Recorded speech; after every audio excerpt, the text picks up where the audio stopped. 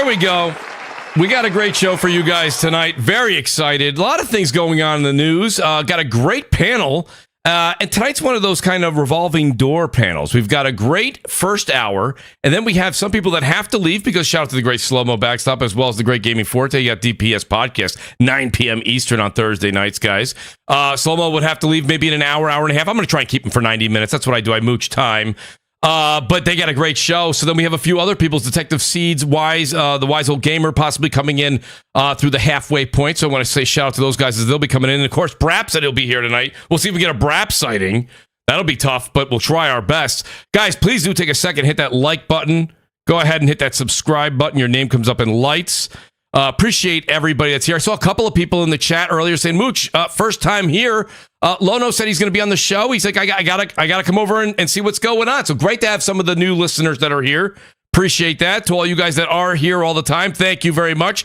Again, tweet it out. Let everybody know how great the show is. Right above that fantastic description right there of the show, you'll see the join button. That's how you become a member of the channel. Really, really appreciate you guys joining the channel. Like I said to you, we did a little bit of an advertisement. I won't make it nearly as long this week. Just want to let you know, twitch.tv, Mooch TV, drop the O's for zeros, M00CHTV, everywhere. Go over and check us out on Twitch. We are going to be doing a lot. I know that Call of Duty, and it's in the news, hasn't been doing great, but we're going to be doing a lot of the Warzone, especially once Verdansk come back, and then we're going to be doing a couple of the other playthroughs, things like Borderlands, possibly Mafia, the Old Country, and some other great games that are coming out this year. 2025 is stacked.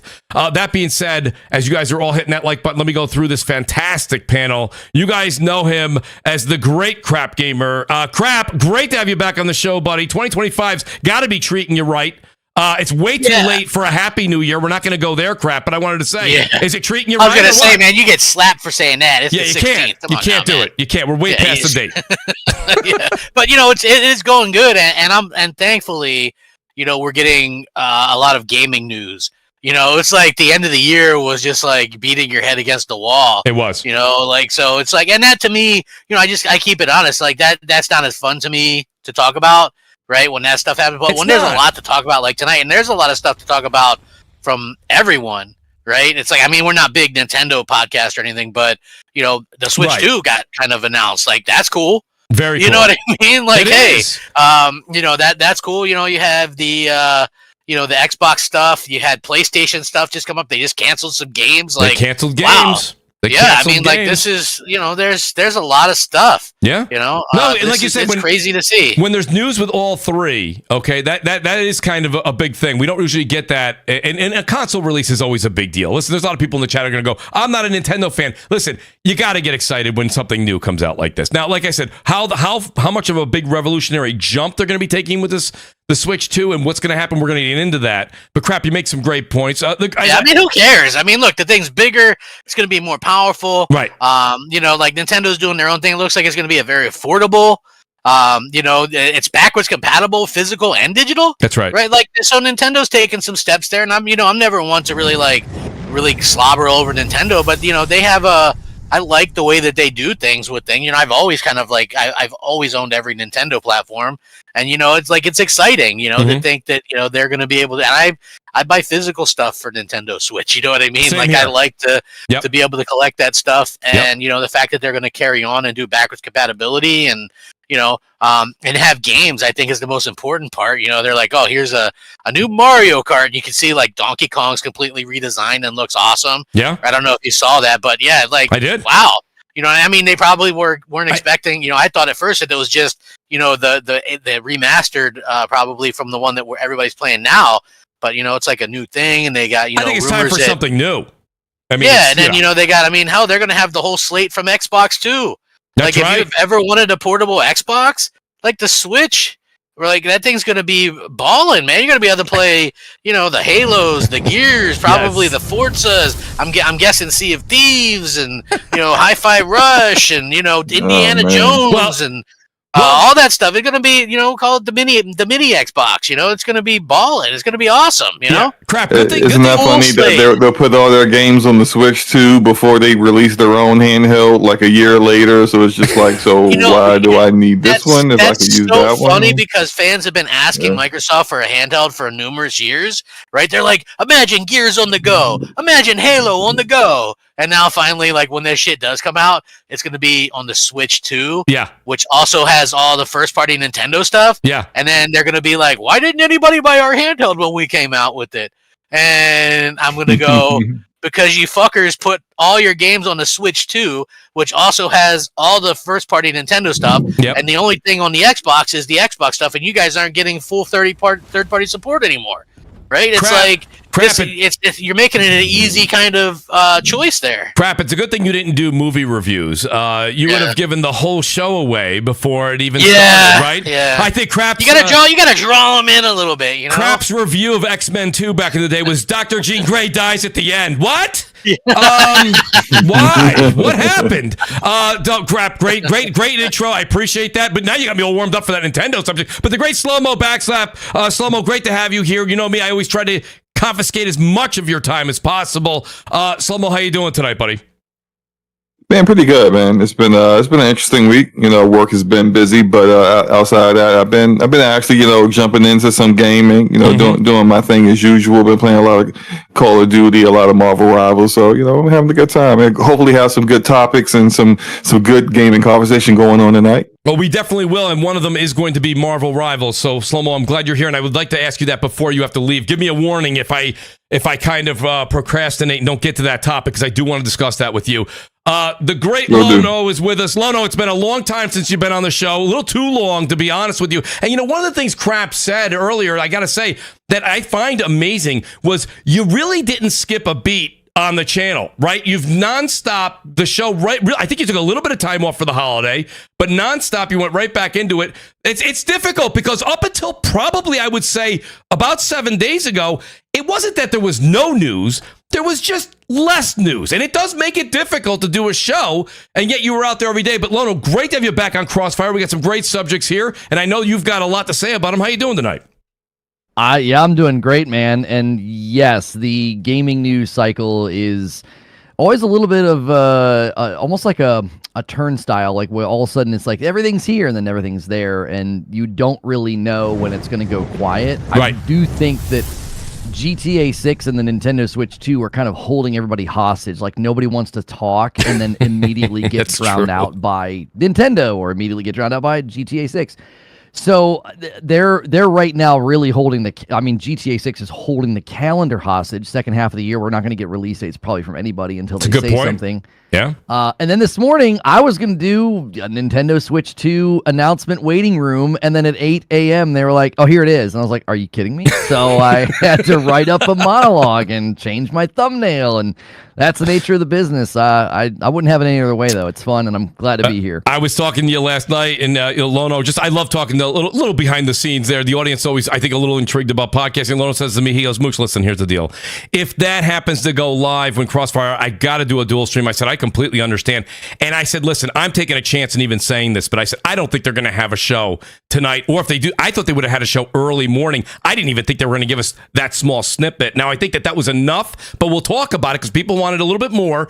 But me and Lono were having a little discussion, and literally I did a dance to the podcast gods and said, "Let's not have it at 7 p.m. Eastern time, Nintendo. Please do me that one favor." And they did me that one favor. So we have the panel. Big announcements too, but I felt like, to be honest with you, go back and watch the Wii U E3 announcement. That sucked compared to this announcement. They very much got across, hey, this is a Switch 2, bigger, better, plays your Switch 1 games. That's right. Plays exclusive Switch 2 games, right? Like, to me, that nailed it. Remember the Wii U E3? They didn't even show the console. They're just like, here's this bulky pad thing, and people thought it was just a expansion thing for the Wii, and nobody bought it. Everybody's confused. This, clearly, Switch 2, I mean, they didn't mess it up. They didn't call it Switch U or fucking, Switch Me or whatever. It's like fucking Switch 2. Right? Imagine that, right? Nobody imagine if Xbox had just been calling their shit Xbox 2, Xbox 3, Xbox 4, or whatever. There wouldn't be all this bullshit and the confusion that we have, right? Yeah. Like people buying an Xbox Series S and buying their kids physical games or you know what I mean? Like you wouldn't have that stuff, right? But they were so afraid of being like, oh, if we call it the Xbox 2, we're going up against a PlayStation 3 and people will be fucking morons. And I was like, get out of here. Well, crap, right? They could have dabbled with the Super Switch. They could have went back to their roots with that, right? I just like Switch 2, man. That it says it all, man. It Switch does. 2. It does. So I think Super I Switch. was really rooting for the Super Nintendo Switch. that was really like where I really wanted it to be. Just take it all the way back to that that SNES days. But it is what it is. Switch 2 is fine. It's simple. Imagine if they called it fucking Switch 1, O-N-E, like fucking Xbox One. And here it is, Switch 1. Okay, what the fuck? What the hell? Can you imagine a company doing that? God! People would be like, "What the hell is this?" I don't get it. People are agreeing with you, crap. Well, I got yelled at it for last week, so let me go ahead and do this first here. Even though we're not going to dive into these topics specifically right now, we are later on. Forget Me Not says, I hope Blue Point's new IP wasn't this God of War games as a service. We're going to get into that, Forget Me Not. Donnell Brown, of course, has to throw a New York Giants jab at me early. He says, how does it feel to have the worst quarterback in your division, Mooch? I know how that feels. He's a Raiders fan, so we're both in agony together. Shout out to the great Donnell Brown. Make It Simple says PlayStation has no games, 2 games canceled. What happened? Make It Simple. You really, really simplified that. I appreciate the super chat. Thank you. We will get into that in a second. Okay, Lono, I'll start with you here, and we'll talk a little bit about the Halo news real quick, and then we're going to lead right into what was going on with the Switch 2, and of course the news that's going on, that's breaking with Bloomberg here on PlayStation Studios. But Lono, when it comes down to it, you did a really good job earlier this week on the Halo, coming to PlayStation 5 and Switch, and you were saying basically, and I'm paraphrasing, the identity of each console, okay, whether it be Kratos with PlayStation, it be Mario and Zelda, Metroid with Nintendo, some others would even pick some other characters. Nintendo has so many. And Master Chief being that one with Xbox, and now seemingly it going to PS5 and Switch. And it's a rumor, but there's a lot of smoke around this, and where there's smoke, there's fire. Lono, the other thing is people say, hey, why are we talking about Xbox news? Yet I do want to say real quick, IGN Unlocked right now just released theirs. They're talking Halo on PS5 and Switch too. So Halo is a conversation in the news, folks. Lono, what do you think when you say this? Because you did mention very clearly about the identity of Xbox and how it Master Chief going everywhere. I don't know if it tarnishes it, but it definitely does kind of put a wrinkle in the brand. Yeah, the video I did was basically nothing is sacred. The idea that this was sort of the last vestige of, if you sort of picture like the temple of Xbox, this is the guy at the back, the big statue that you think might be protected. And in my mind, this kind of tears it down, which could be good, could be bad, depending on how you look at it. Obviously, if you're a huge Halo fan, you just want the next Halo to be good. You want the game to come out and be successful and not be another Halo 5 or a Halo Infinite. Right. And I've continued to say that Halo as an icon is worth preserving. Master Chief especially is worth preserving, and they should have treated 343 and Infinite much better, because I do think, and this always goes back to Microsoft in my mind with their contract policy. When we learned from Jason Schreier's sort of autopsy on what happened with Infinite, that like half of the studio was on a contract, which means they're walking out the door every 18 months. To me, you're setting your studio up to fail when that happens. And I don't think you should ever treat your iconic piece of property that way. I mean, I hammered Sony for this when they ported The Last of Us to PC. They were trying to capitalize on the TV show, and that port was a disaster that needed to be fixed. And it's like, you should never, ever treat your banner holders, your icons in this way. And when it comes to Halo, when it comes to Master Chief, he's their guy. He's Xbox's Mario. And he wasn't just a catalyst for people to get into gaming. I think he was a catalyst for people to consider a more serious approach to console gaming. Like, oh, I can actually play a shooter that, I used to get made fun of for going to LAN parties and playing Quake. And then all of a sudden, all these guys are playing, Halo. And to me, it was just, that's why I said nothing is sacred. At this point, Xbox is saying, listen, that is not our central goal anymore. Our goal is not to say, come to our piece of hardware. I think their goal is publishing and ecosystem, and depending on what gets the most money for them is what they're going to back. And I actually think Gears of War probably stands to be the most profitable of their piece of property on PlayStation. I don't mean most profitable across all their property. Just like if they're going to bring Gears and Halo over, Gears probably stands to be more popular with the PlayStation audience. But if they actually decide to evolve Halo, do it in Unreal is what we're hearing, and really change everything, and I think bring it into a more modern feel, so it doesn't just feel like Halo with better graphics. Right. I know that's upsetting. The long-standing Halo guys hate when I talk this way, but I really do think you've got to do that. I don't think you can kind of leave it in this, oh, it's just another Halo. And if they're able to do that, I think it could be enormous for the franchise, but I continue to like look at Microsoft with a side eye. If they don't start equipping these studios to flourish and remove this contract policy, I don't know if we're ever going to see them become a publishing powerhouse. I think they'll be a publishing powerhouse with respect to revenue, but I'm not sure if the games themselves will feel revolutionary or innovative. I want all the studios they have, all the IP they have, I want Microsoft to set up the Xbox property to flourish and to succeed, regardless of where the games land. And if Microsoft doesn't get out of the way, I'm just worried that won't happen because they have some of the biggest and most recognizable IP in the gaming world, whether it's Elder Scrolls or Doom or Call of Duty or Halo. And I think those things need to be treated with better reverence. And so it coming to PlayStation, it to me is the last line of defense. And when you're seeing people say, oh, it's happening, and these are the same people that said this would never happen. They said that the rumors about Hi-Fi Rush or Indiana Jones or Starfield, they're like, well, there's no way that's ever going to happen. They're all saying this is happening now. So right, that's right. That to me is an internal sort of shift. They all got the nudge from their contacts that said, yeah, this is happening, buckle up, because once Halo lands on PlayStation, that to me is the giant tectonic shift. The analogy I said the other day was, underneath the surface of the water, when we learned that they were sort of deprioritizing, well, not deprioritizing, they were constraining Series X production for cloud. That was like a shift under the water that said, man, something's changing over there at Xbox, and I think it's all making landfall now, like this big wave that formed. Everybody's now seeing the brand is going to be completely changed. And that, again, can be good or bad depending on how you look at it. I see a lot of Halo fans in my comments saying, I just want the game to be good. Can you just make a great game? I don't care who gets to play it. And those sort of holding on, thinking Xbox was still going to hold on to some titles and still have some sacred cows, that obviously is not happening. So, some people I feel bad for because they heavily invested in Xbox and they really thought this was going to be the gen to deliver. Other people, I'm kind of like, yeah, you kind of are getting what you asked for. You kind of looked the other way and didn't see this coming, or try to act like it wasn't happening. So. Yeah, good or bad depending on how you look at it, but this is clearly sort of the last shoe or penny to drop on the topic.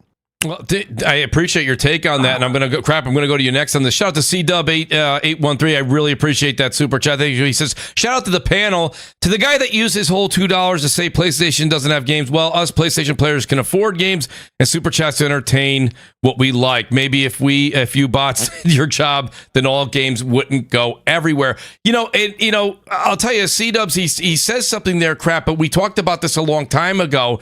And, Lono saying this may be a last-ditch effort at going to PlayStation. This is a situation, and people don't like to hear the Game Pass thing brought up. And I understand you're tired of hearing about it. But again, Game Pass was in the news. There's certain people saying, and Microsoft debunked it, that's fine. But you see a lot of third-party publishers, they're either putting their games on many, many months after. They're not going day and date into Game Pass. And now they have levels of tiers of Game Pass where Microsoft's not even putting some of their big games into the lower tier Game Pass. You have to have Ultimate. So, crap, when it comes down to it here, this is a situation where Microsoft kind of built this problem on their own by fostering a campaign of two things: not buying the games, crap, and renting them, and then not buying the console because Xbox is everywhere, according to Microsoft. Yeah.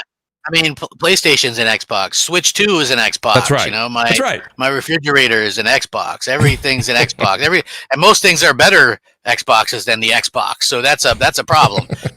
For me, though, when I'm looking at this, and I don't watch IGN very much, but I saw that come up and I watched it, and Shaggy, Ryan McCaffrey, and this other guy was talking about it, and they were talking about how it was weird. And, Shaggy, to his credit, was like, I could see how that could be a last straw for people.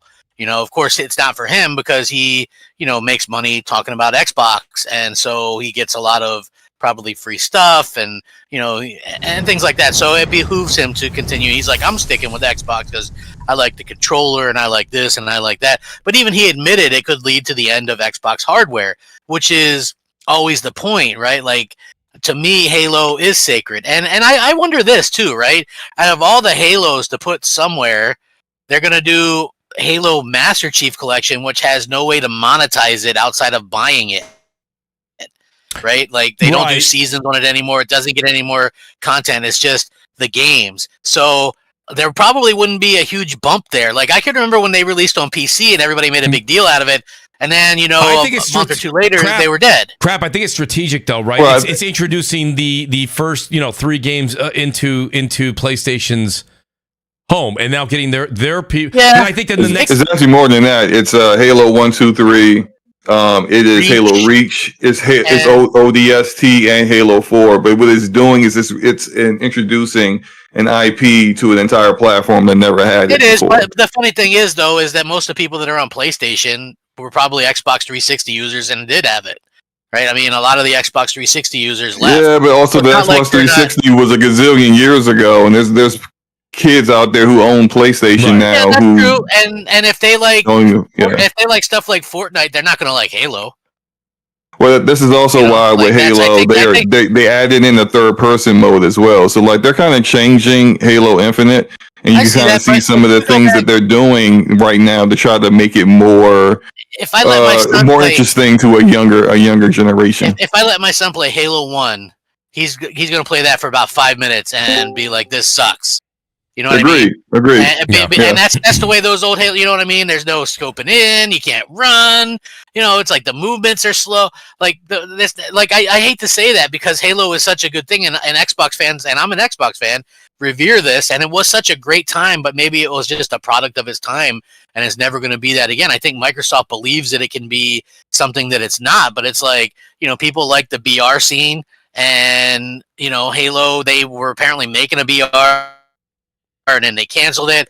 But I don't think, like, you have to have a good game first, right? And like Infinite, when it released, and they released it on PC and everything, and then it died a month later, right? It's like, unless you make something that really is like, and it has content, boom, boom, boom, boom, boom, and really can kind of keep people involved in it, it's not going to do anything, right? Like, we just seen that. We see the way that happens. So I think what's going to happen is, and people really don't expect, like, I'm not really sure what a lot of people expect. Like, if you've already bought an Xbox for this generation, right? A lot of us did.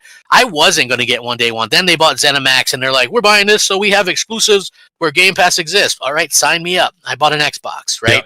Yeah. You know, they're not going to go out. It doesn't behoove them, that person, to go and get rid of your Xbox tomorrow, right? I mean, some people are doing that, but I think the real loss will come if Microsoft tries to launch a next wave of Xbox, right? Because what's going to happen is you're going to have people go, why would I even bother with this? You know, because I could just get a PlayStation, play all the Xbox, all the PlayStation stuff, get access to all the third-party stuff that Microsoft isn't even getting, like, you know, Wukong and all that kind of stuff, you know, because developers are having a problem, or maybe Sony's paying whatever. I mean, there's rumors that the next Batman Arkham game is going to be PlayStation exclusive.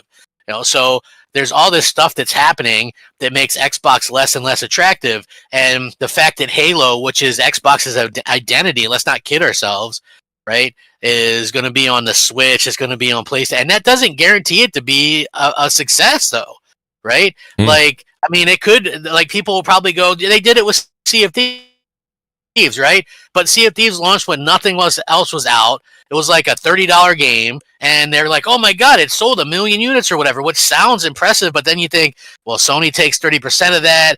How much did they, you know, you got to give the people that ported it their cost. You've got the marketing. Like, Microsoft probably banked 15, 20 million, which isn't much at the end of the day, right? For the brand hit that they took with that, with every time they put the idea. Imagine Halo going to, you know, the company. Yeah, I mean, they'll probably sell, you know, 4 or 5 million copies of this across everything, but at what cost? You know, you're putting your identity on these other avenues, you know what I mean? And it's just like, I think Nintendo people more or less stick to Nintendo stuff. You know, I usually buy the first party stuff on Nintendo. I'm not really much for third party on Nintendo, but you know, and then it's just like, you're going to get this stuff. Like, they're not going to stay vested on this stuff very long. Like, people think they're, now the game that I think that Microsoft will put on PlayStation that'll do the best is Forza Horizon.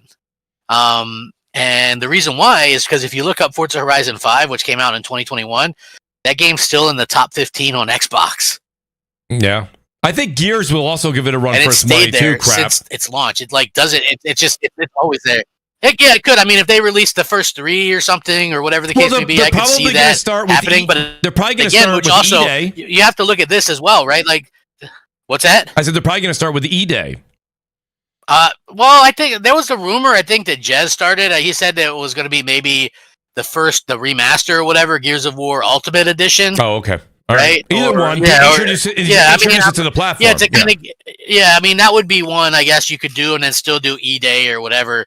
But and I think that's great because I'm a Gears head, you know. But again, Gears, like, that was a thing back in 2006, right? Mhm. Like, that's when 2006, 2007, 8, like, that was, you know, over a decade ago, and that game plays very slow compared to today's standards, and it's also a very hardcore game. Meaning, I've never seen anybody, like, I like it, but unless you know how to wall bounce and do the things that you're supposed to do in that game, you'll get the shit kicked out of you, and it's not a fun experience, right? Like, it's just not, like, I see people that try to play that game, and they're like, they give up rather quick, because, you know, it's not a game that you can just pick up and just, there's a steep learning curve to that. Now, you can enjoy the campaigns up until 4 and 5 when they completely fell off, but, you know, again... you know, the first 3 are amazing experiences, but if you go back, because I've gone back and I'll mess with them here and there, and I'm like, man, these things control not great. You know what I mean? You ever go back, Mooch, to something that you love? Yeah, the games don't. You said it, and it's hard to say because anyone who's listening who's a diehard Halo fan or Gears fan, the games that we loved and adored in slow mo. You said it. That was a long time ago in the 360 era, right? We think that was just yesterday. It's not. And the next generation, the now generation, they feel those games are slower, a little bit clunky, you know, things of that nature. They're dated. They don't move the way they like to play their games now, and that's right. I mean, that's valid. Like, but the same thing is, I think what we gotta wrap our head around now is that Xbox leadership, frankly, doesn't give a shit. They don't care. That is correct. They don't care what Xbox fans care about. They may say otherwise, but they don't care. They don't care about what the Xbox hardcore want. You're not enough, and because you're not enough, they're going to start putting their games everywhere. If like Nintendo fans and PlayStation fans don't care about Halo because it plays dated, well, we tried. They're still going to put it out there. They're still going to put literally everything that they have on other platforms because they don't value what exclusives do for a platform, and they feel, the current leadership feels, I don't agree with it, but it is what it is. They feel like exclusives don't matter, and when your exclusives don't push numbers and haven't helped your console grow, then I guess you could have that mentality that they don't matter no more. But Nintendo and Sony would beg to differ. And it just literally is what it is. They're going to keep doing this, and because frankly, probably Satya wasn't going to continue going forward with Xbox or the Microsoft gaming overall without this being the direction that they chose to go. Especially when they got ABK, and then they see, well, look, Call of Duty makes all these sales and all these numbers on an annual basis. Exactly, but then the guy that's in charge, the guy that's in charge is not a guy that's a gaming guy. Yeah, he's a guy that is about software. It's about subscriptions. It's about what Microsoft has done that has been successful to make them one of the most richest companies in the world. He doesn't understand gaming, and when your best person in the room that get him to understand what gaming is Phil Spencer, whose claim to fame is, well, he saved it from being killed 8 years ago. Then no, like, he doesn't have someone in the room that says, hey, Satya, shut up and listen. This is not how we do things in gaming. If you want to actually grow your platform, you need to actually have exclusive titles. What you probably shouldn't have did was let Minecraft stay on PlayStation back in 2015 or 2014 when you bought it. You should have made it exclusive. It would have grew Xbox. If these are the things that you want to do to grow the platform, you need to start doing them. Also, y'all need to fire Matt Booty. You should have been did that, because the guy can't keep a milestone and keep studios on, from passing their deadlines. And when their games come out late, they're still not at the same level of quality and actually releasing without performance issues and whatnot. So it's just All of these things are happening, and the guy that's running it all isn't a guy that understands gaming. He doesn't care to understand it, because all he cares about is gaming revenue high, I get my bonus. Yeah, but in fairness, I will say this, right? Because we're going to discuss a bit what Bloomberg, pardon me, reported with PlayStation canceling 2 live service games. Even some of the guys that are in charge in other fronts have made bad calls. I think that in this case, Slow-Mo, your point is extremely valid, but it does happen across the board on other platforms as well, of people that are gamers, that do play games, have created games, and sometimes still make a bad choice on a certain game's production, right? That still happens. So I think it happens more on the Microsoft front than it does on others. But that being said, I do want to ask Lono a question as we welcome the great Basement Radio Arcade podcast. Brap is with us. Brap, great to have you back with us on the show. C-Dub here, he does say something, and this is just kind of changing the subject slightly over to Game Pass for a second. He says, non-linear entertainment, because there's a whole conversation going on in the chat. Non-linear entertainment, Lono, should not be in a subservice. Netflix is totally different from Game Pass. Netflix, Spotify, etc. provides linear entertainment. I hate when people make that argument. If you don't like Game Pass, you don't like you don't get Netflix. Make it simple. Says $20 is $20. You're all wild and think it's different. Some people enjoy games. Some people enjoy TV. Lono, the one thing that I've said over and over again when it comes to Game Pass, I think it's been a very jagged pill for people to swallow, is it's not, I was telling Make It Simple this in the chat, it's not always about just the money, the $20 a month. The entertainment, the media is consumed differently. You could belong to Netflix, put on a show, be half asleep, watch some of it, get the gist of it, watch the other 8 episodes, maybe decide you don't want to. A game is consumed differently. Right? And it takes time. So if you enjoy a game in Game Pass and it takes 40 hours to complete the game, not many people are taking a full 40 hours straight to play it. They'll play it over the course of a certain amount of time. So sometimes you don't feel like you're getting your all out of that. It doesn't matter if you have 200, 300 games in there. There's new games coming out all the time that you want to play. Again, the entertainment, that media is consumed differently. And I think that's one of the things that's very hard to put into verbiage. But it's very easy to put it when it comes down to your wallet and spending. So that's one of the things, Lona, when it comes down to Game Pass, that I think a lot of gamers have a hard time wrapping their mind around and getting invested in that. Well, it's all about value transmission. There's a history of people building a library with games, and there's a sense of ownership there. But there's also the value transmission of time. So I'm right now working my way through my backlog of games. And after finishing Space Marine 2, which was surprisingly a really great co-op game that my wife even enjoyed, and I moved on to Plague Tale Requiem because now it's 60 FPS. They patched it, I don't know how long ago, but it launched at 30, so I avoided it, and I've been really enjoying it. Well, I just hit, 14 or 15 hours, and I'm still not done. Well, that's 15 episodes of a show, that's 5 3-hour movies. I just think it's different because I have Netflix and my kids might use it, or I might watch Squid Game, and while I'm working my way through Squid Game, my wife is watching The Great British Baking Show, and my son fell in love with Is It Cake, and then on Disney they're watching movies, and right now we just started Penguin on HBO, or we'll watch Alfred Hitchcock Presents, and it's like you can consume that content far more passively and more effectively because you can dedicate a week to a show and burn through it. And that's a little bit harder, I think, for a lot of people with games. Like, as I'm playing through Plague Tale, I'll play, an hour a night, get through a section, get through a chapter, and then put it down.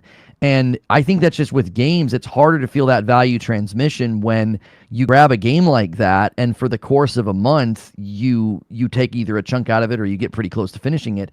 And then you're like, well, wait a minute, there were all those other Game Pass games I didn't touch and I didn't get to. So sometimes I think it's harder for people to feel like they're getting that value transmission. I get good value still from Game Pass because I do have kids, and so they'll go and sample games, they'll try something out, like something that I obviously would never want to spend money on because they might not like it, like Little Kitty Big City or these other games that hit. And I think that's when the value hits, because that's kind of similar to what I just said. Like, somebody might be watching a show on Disney and somebody might be watching a show over here, and so you're all kind of as a family dabbling.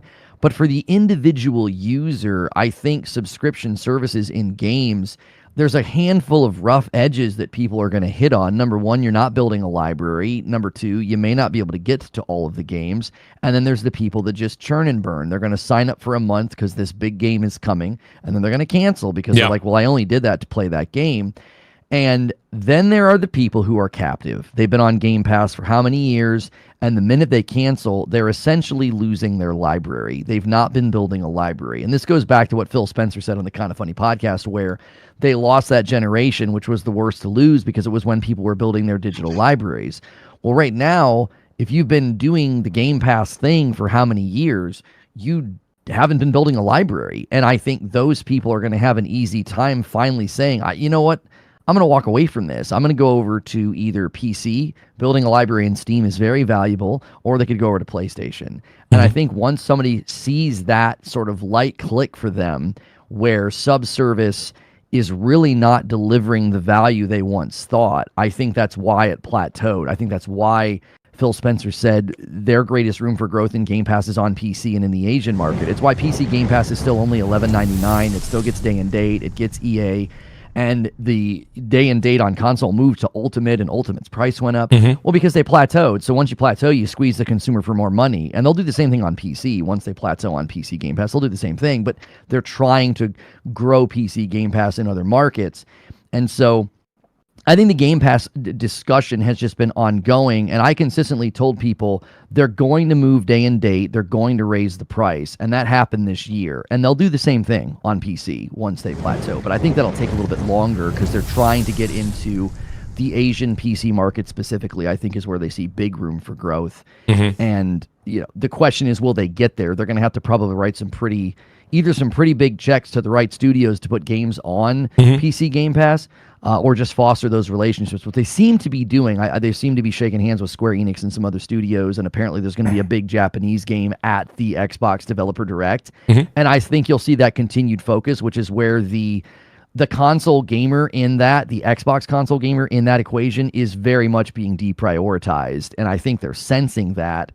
And I just think you're going to see that trend continue going forward. You kind of answered my question there, Brap. I'm going to before we move on to another subject here, Brap. I'll read these super chats because they kind of parlay right into the discussion that we're having here. C-Dub's back again. Thank you, C-Dub. He says Jim Ryan wasn't a game guy, but he didn't put everything everywhere. Slow-mo. I don't think that's necessarily. I think Slow-mo was talking about the decision making of just approving games, and how, although you did mention that a bit of Xbox wanting to put the games everywhere. So I don't know if you wanted to answer that. He's basically saying, Jim Ryan not being a gaming guy. Jim Ryan is, I'm talking about Sati, is the one that is, from what it appears, is the one that really wants games everywhere. Phil, like, if you look at like what Phil said 2-3 years ago about Bethesda, he told in the live stream they did together, we acquired this publisher to bring exclusive games to Xbox gamers. Like that, like now, of course, Phil has always contradicted himself, but I feel like he's always contradicted himself because he's always getting different marching orders. And clearly, like, the direction they're going now is not what the direction was 2-3 years ago. But why is that the case? It's not Phil Spencer that's doing that. And frankly, Jim Ryan wasn't in third place, whose games weren't selling, and didn't have his bosses above him saying, hey, you need to put your games on Xbox. Like, that's just not a position Jim Ryan was in. Yeah, and I do agree with that. I think Make It Simple is back again. He says, my argument is for people that downplay Game Pass but pay for subscriptions. Game Pass is another subscription, whether it's movies, music, games, it's still a subscription.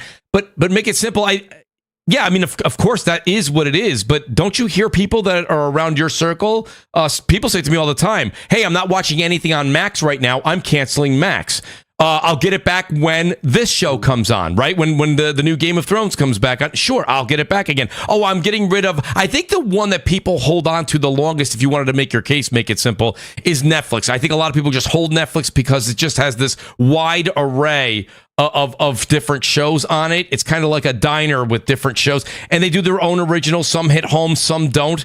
But I'll be honest with you, I'm always dropping different subscriptions back and forth. But again, like Lono said, you can have one show, someone's watching Max, somebody's watching this. Watching a movie or a TV show is a different form of consumption of media than it is to play a game. A game is hand-eye coordination, paying attention to the story, giving a crap, or it's a game that requires skill, so you're trying to get better, right? Get better. That's what we try to do. Make It Simple says, my Xbox library is 400 plus, Steam 100 plus. And I assume that 400 plus, is that 400 plus bought games, or is that you including Game Pass? Make It Simple. C-Dub says, I got my daughter Game Pass a few months ago. All she played was Slime Rancher 2 and The Sims 4. Canceled Game Pass and bought the games for $30. Pardon me. I essentially wasted $60 on the 3 months she had it. That's what I was going to say. Lono, you say this. You have children. They're using it. That's fine. I have kids. Mine are always playing the Fortnites of the world. They're playing Rainbow Six Siege. Yeah. Like, they're playing those types of games. They don't want to even play those. I was just going to make that point, right? Yeah. Like, my kids, they were on Game Pass for a long time. And then, like, my youngest now, he just, the only things he plays are Roblox, which is free. Yeah. Fortnite. He plays, like, the free stuff. And I asked him, I was like, well, we can get you Game Pass again. He's like, I don't play anything. I don't play anything on it. I don't play anything that requires that. You know what I mean? So it's like census. I'm not saying my house and your house is the say all end all by no means. Yeah. But I mean, if you take that little bit and don't forget, each of the kids are also, they're networking with their friends. Their friends are saying the same thing. They don't have it. They're playing the free to play games. This free to play service thing that is out there, which we're going to get into with the Bloomberg report. But this has been like the Achilles heel that we haven't, people talk about it, but we kind of glaze over it. This is one of the things I think that holds so much of gaming back. Everybody is on, not only, they're on Fortnite, they're on Warzone, they're on these games, and these games are still available on Xbox One, PS4. I mean, it's why people say, how come things aren't making forward progress? It's because the money is still in this stagnant position. That's why Microsoft can say stuff and get away with it when they go, we have more people now than ever. Right? They can say that because it's technically true, because they managed to sell, 58 million Xbox Ones, and a lot of those people are still on there because they're still getting, like, those people that are still on Xbox One, they don't care about Indiana Jones or Starfield. They care that they're getting the latest Call of Duty, that they can play, Fortnite and Roblox and Minecraft, Rainbow Six Siege, all the Rainbow Apex, Six Siege. Yeah, Apex they're playing. Legends. They can play Grand Theft Auto Online. You know what I mean? Those are the things that they're playing, so they don't care to really upgrade, and that's why Microsoft can get away with going, we have more console users than we ever have, which could be technically true, even with the low amount of sales of the Series X and S, because they had ended up being a decent amount of Xbox. It blows my mind that the Xbox One, which got so much hate, tried to take your rights as gamers, DRM, Force Connect, $100 more, and still ended up selling almost 60 million units. Yeah. And the Xbox Series X and S, and the Xbox Series X is a great console, man. I'll be the first to say it is a fucking great console. But and it started off with nothing out the gate with software.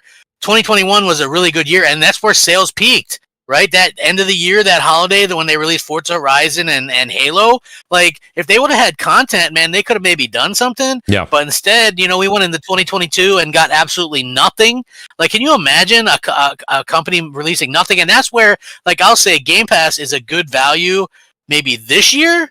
But what about all those years where people had paid up for the year where we got nothing from Microsoft? Right. And there were multiple years like that. So it's like, what the hell? And you can't just pause that, right? Like, you have a year, you pay, a lot of people just pay for that up front, or maybe people were stacking gold at that time, and you're still paying $60 for the gold for the year, or whatever. It's like, but you expect to get your money's worth. And it's like, look at 2022. What did we get? There was not a single first-party AAA game released from Microsoft Studios, right? And the 3 games that they did release, they ended up releasing them later on for Switch and PlayStation. Yeah, so it's like, Pentiment, was one of them. Yeah, you've got to kind of look and say, well, is it worth it? Yeah, I mean, this year it could be the first year in the 8 years that Game Pass has been a thing where it would be worth it. But again, but like somebody mentioned that to me on X the other day. They're like, well, when you save money, I'm like, listen, there's some games that I don't give a shit about Flight Simulator or Age of Mythology. I'm just being honest. I don't care about that stuff, Yeah. It's like, it's just, I don't. So, like, I'm not interested in every Xbox game that they put out. Some of the stuff is super interesting, but, some of the other stuff, I wouldn't even mind waiting until it's $20. the pickup. You know what I mean? And I think that's the way it is for a lot of people. And the thing is I'm admitting it's a good deal for this year. Probably not past years, but it is a good deal from here if they can continue to do that with the amount of content they're putting out. But it's still not the game changer that people like to make it out, and which is frustrating when you see people just bring up Game Pass. It's like, if this was truly the thing that people wanted, wouldn't they have more subscribers than what they have 8 years later? It's like, I mean, wouldn't they have sold more consoles? People run and get an Xbox, or saying, wow, this is really something. I can play all these. Like, people aren't doing that. So what we're finding out is that, much like Xbox One, where people wanted to own their games, that hasn't changed. People like to own their games. Yeah, that has not changed. That has not changed at all. Even if they're digital, like, people want to play those games without having to check in online. You know what I'm saying? That was the big argument that was the big argument in 2013 as we were going into the PS4. Xbox One was, they're going to take my games away. I can't go buy a physical disc. Then we went to finally accepting digital. Now everyone's okay with renting. Like, yeah, everybody. They're like, I'm like, what's the point of getting an Xbox now? And people go, Game Pass, and I'm like, fucking, like, Blockbuster? Was that a reason? Like, GameFly? Is that a reason? Like, I mean, come on, guys, what are we doing here? It's like, it's a rental service. Well, most people are playing a couple things out of there, not getting the full use out of it. There's so much garbage and fluff in there. It's like, it's sort of like some of these other streaming services where there's like too much stuff. You just start like looking through it for a half hour at a time, and then you're like, oh, I guess I'll play something. That's what it is. That's really, and like I said, with new games releasing all the time, it's the situation of, are you going to go back and play a game that may be very great in Game Pass that came out 2 years ago, when you've got 2025 is stacked. So, Brap, let me go to you, and then we're going to switch subjects here. Brap and Wise, welcome to the show. Brap, what do you think here? I'll ask you, and then I'll go into this, because I do have a great super chat here from NYG Manva, and I do want to ask his question to the panel here. But Brap, what do you think here? They say Xbox loses Halo. It's lost its way with Xbox. Is this a situation, or not really, Brap?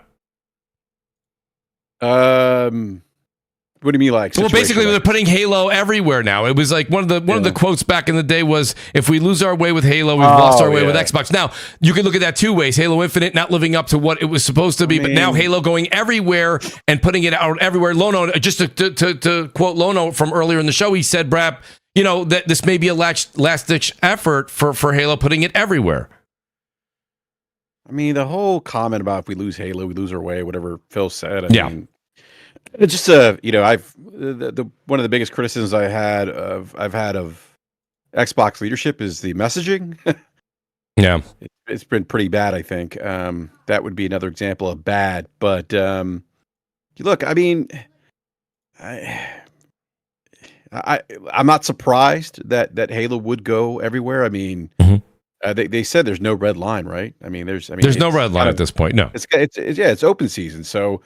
It kind of makes sense. I mean, they need to sell software. They want to sell software, and if you're having issues selling hardware, that makes it difficult to sell software. So they got it. Yeah. So I'm not, I'm not surprised. And services. I'm not surprised that, and then microtransactions too, right? That are tied to Halo. I mean, that's if they can get people on PlayStation and Nintendo, now you have assuming the consumers on those platforms buying Halo, you potentially have more buyers there. But I'm not surprised. I mean, this is what they're going to be doing. Yeah, the shock and awe has dissipated, Brap. I think when it comes to it. But there's credible people out there now. The gentleman that has mentioned that Halo going to PlayStation 5 and Switch 2. Really getting his flowers now. He's had a couple predictions that have now come to fruition. Right. Look, shout out to Nate. Yep, absolutely. I've been saying it for a long time. Like they're a third party publisher, and people got upset. I'm like, they are. It's not a bad thing. It's not a bad thing. It's not. But for the platform, it's definitely not a great thing for the platform. It's great as far as the publisher goes. Well, I think if you're on the Xbox platform and you value. I don't know. Like if you like the hardware, then that's where you're gonna go. Yeah. In terms of maybe like exclusivity, timed exclusivity, like second, third party stuff. I mean, yeah. I mean, you got to know, and this isn't new, by the way. This is post Xbox 360. Buying an Xbox post Xbox 360, walking to, you know that you're not going to get the same amount of third-party support that you're going to get on PlayStation. So I mean, that's not a surprise. It shouldn't be a surprise to anyone, I don't think. Although I see some people that are kind of surprised by that. But I mean, I think honestly, like it just is what it is. I mean, I think a lot of people argue about which business model is best, and Microsoft's doing what's best for them. Well, don't forget, Brap. For them. One of the things we said a long time ago, Brap, was the market will decide. That's generally how it comes down to it, right? That's what I said. Like all the people that were, when Game Pass announced, they were like, and I'll never forget, prior to this generation, they were like, oh, with the Series S and Game Pass, best value in gaming, they're going to dominate. It's like, guys, like you can't say that. You have to see how the market's going to react, and the market's spoken. I mean, like, no one should be surprised by the fact that subscription services haven't taken off, or that majority of gamers don't want subscription service. It's not just Game Pass, by the way.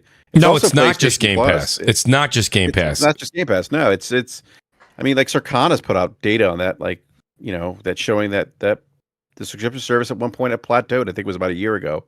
Matt Piscatella put that out. So, I mean, everyone like arguing and trying to prop up Game Pass like it's like this amazing thing. If it's amazing to you, that's all that matters. But when you stop and look at it too, the model of Game Pass in 2017, I believe it was 2017 when they launched it or brought that up, and you have Sony. They have versions of it. Ubisoft has it. They have their versions of it, but they don't push it. They still want you to buy the game. Microsoft is the only one that really rebranded their entire console and their entire existence around it. And if it was really a thing that was working wholeheartedly, they all would have embraced it. Nintendo, Sony, Steam, Ubisoft, they don't embrace the subscription model. They say, "Yep, we have that as well. If you'd like that, it's a great option." Absolutely. And I said this to crap on M&C ages ago. And you guys go back and listen to it. I said, "Why not just wait 6 months?" Have Microsoft Xbox make these games exclusive, put them on the console for 6 months, 12 months, whatever they deemed worthy. Then it goes into the subscription service. It's great. That's a great offer for consumers, I think. If you don't want to get it, listen, whenever you buy anything day one, you generally pay more, right? That's just the way it is. If you wait, things go on sale, you get them cheaper. So you have a cheaper subscription service with your first party games and all this other great catalog you have in Game Pass, and you offer it to your consumers 6 months later. But if you guys want to play this great game coming out by Bethesda day one, sorry guys, that's going to be $69.99. And it's not about making it better or worse for the consumer, but it makes the brand relevant, and you can see that seems to have worked for multiple different platforms. But Xbox they thought they were going to be the leader in this, and that others would follow, and it just didn't swing that way as this generation progressed. I mean, they may have it sounds like, and I think this may have come out. I think they thought this may have come out in the leaks, or not the leaks, the hearings, the FTC hearings. They thought that maybe Game Pass was going to attract more gamers, and it just didn't. And to your point, Mooch, like, Ubisoft has a subscription service, PlayStation does. I mean, those are just things. Again, this isn't overly complicated. I mean, they're doing what other consumer products have, or manufacturers have, or like Chevy has an electric car if you want one. That's right. I mean, offer the consumer. We don't run around options. the street saying everyone wants electric cars. Offer the option. Offer the option. Yeah. There's always options. I mean, like Nike has a $60 basketball shoe, which Slomo likes to invest in. I buy Jordans. I mean, not everybody's going to pay $200 for a pair of shoes, but Nike has $60, $70 pair of shoe if you want it. It's about options. And when you buy the Jordans, how much do you pay to your podiatrist for the bunions you get? you gotta go a little half size up with Nike. Now that's an entrance. Feel a little snug. That's an entrance from the wise old gamer. Brap, if you don't mind, I'm going to go ahead because we're going in the second hour here. I want to ask Lono. I'm switching subjects here. I do want to ask the New York. I'm assuming NYG, New York Giants is what I'm hoping. New York Giants. Manva One, he says, what do you all see for the future of Sony? They're canceling games, not selling any games, no roadmap, and looking to survive off the hope of Xbox slate. So NYG, I just want to say this much. You are on X way too much. I do not believe he's that. he's on the glass dick too much. Get off the track. I really don't think that they're waiting on the Xbox slate over at PlayStation. But I do see your concern. You're saying we don't have a roadmap. We haven't seen a PlayStation showcase in quite some time. Lono, what do you think when it comes down to that? And let's really get into the Bloomberg report that PlayStation cancels 2 live service projects behind Bend and Bluepoint. Of course, they both came out and said Sony did come out and say Bluepoint and Bend are safe. This is not going to be a tarnish on them as far as it goes. As far as the any job loss at this point in time. What do you think, Lono? Is that a concern that Sony has, or is this a situation where maybe they shouldn't have spoke, Lono, about those 12 games? They mentioned it and they put them right under the microscope. Well, I mean, I would say that Herman Holst had to eat a pretty big dose of humble pie. Absolutely. He thought Concord was going to be amazing. It was not. Nope. I saw the trailer. I said, that's a huge risk. I played it. I said, this will flop. There's nothing special about it. There was nothing worth making there. I have no idea why somebody convinced Herman Holst that was some kind of a stellar or game-changing game. Like, what a disaster that was. And I think that has made sort of, I would think, ripples through the company. And they're saying, listen, pump the brakes on all this stuff. I say cancel Fair Games next. What are we doing here? Why would you waste time on games that there's, number one, there's clearly no demand for. Number two, your structure is stupid. Why would you charge $40 for a PvP-only game? That worked for Helldivers because it was a concept that was different at some level, but also it's PvE, and I think that just registers differently in the market. And I have concerns about Marathon as well from Bungie. Now, that was planned before they were acquired, so it is a little bit different. But I am at this point really, really hoping PlayStation considers very different approaches here. Ben's studio basically just wasted I don't know how many years because their thing just got canceled. They were working on a live service game that was going to utilize the open world systems of Days Gone. And for whatever reason, the executive level at Bend shut down and rejected a Days Gone sequel. I don't know if that was because when it first came out, it wasn't ready and it didn't have great reception, and the reception got better later as they fixed it and it hit PS Plus. But it's like, I don't know why you would take that studio after they built Days Gone and put them on a live service game. It reminds me of ZeniMax having the team that made all those great single-player games suddenly make Redfall. Yeah. I think these executives smelled the sweet cash of live service, and they said, let's all chase that. And I think they're all learning really valuable lessons. I really hope PlayStation considers that you can't, number one, you can't have another Concord. And we already saw Naughty Dog say, well, we're not making a live service game because I believe Bungie walked in the room and said, you have no idea what you're doing. Like, you guys can't do this. And they were going to have to turn into a live service studio. And initially, when they had the plan to do lots of live service games, it sounded like they were going to do a lot of different genres and really try to tap into unique things. And I think what they thought was, we're not going to do the battle royale chase, there is, I think, some wisdom in that. But I think the foolishness in what they've done is they went broad and thought, well, we can have, I mean, we're hearing there was a God of War live service game that got canceled. Yeah.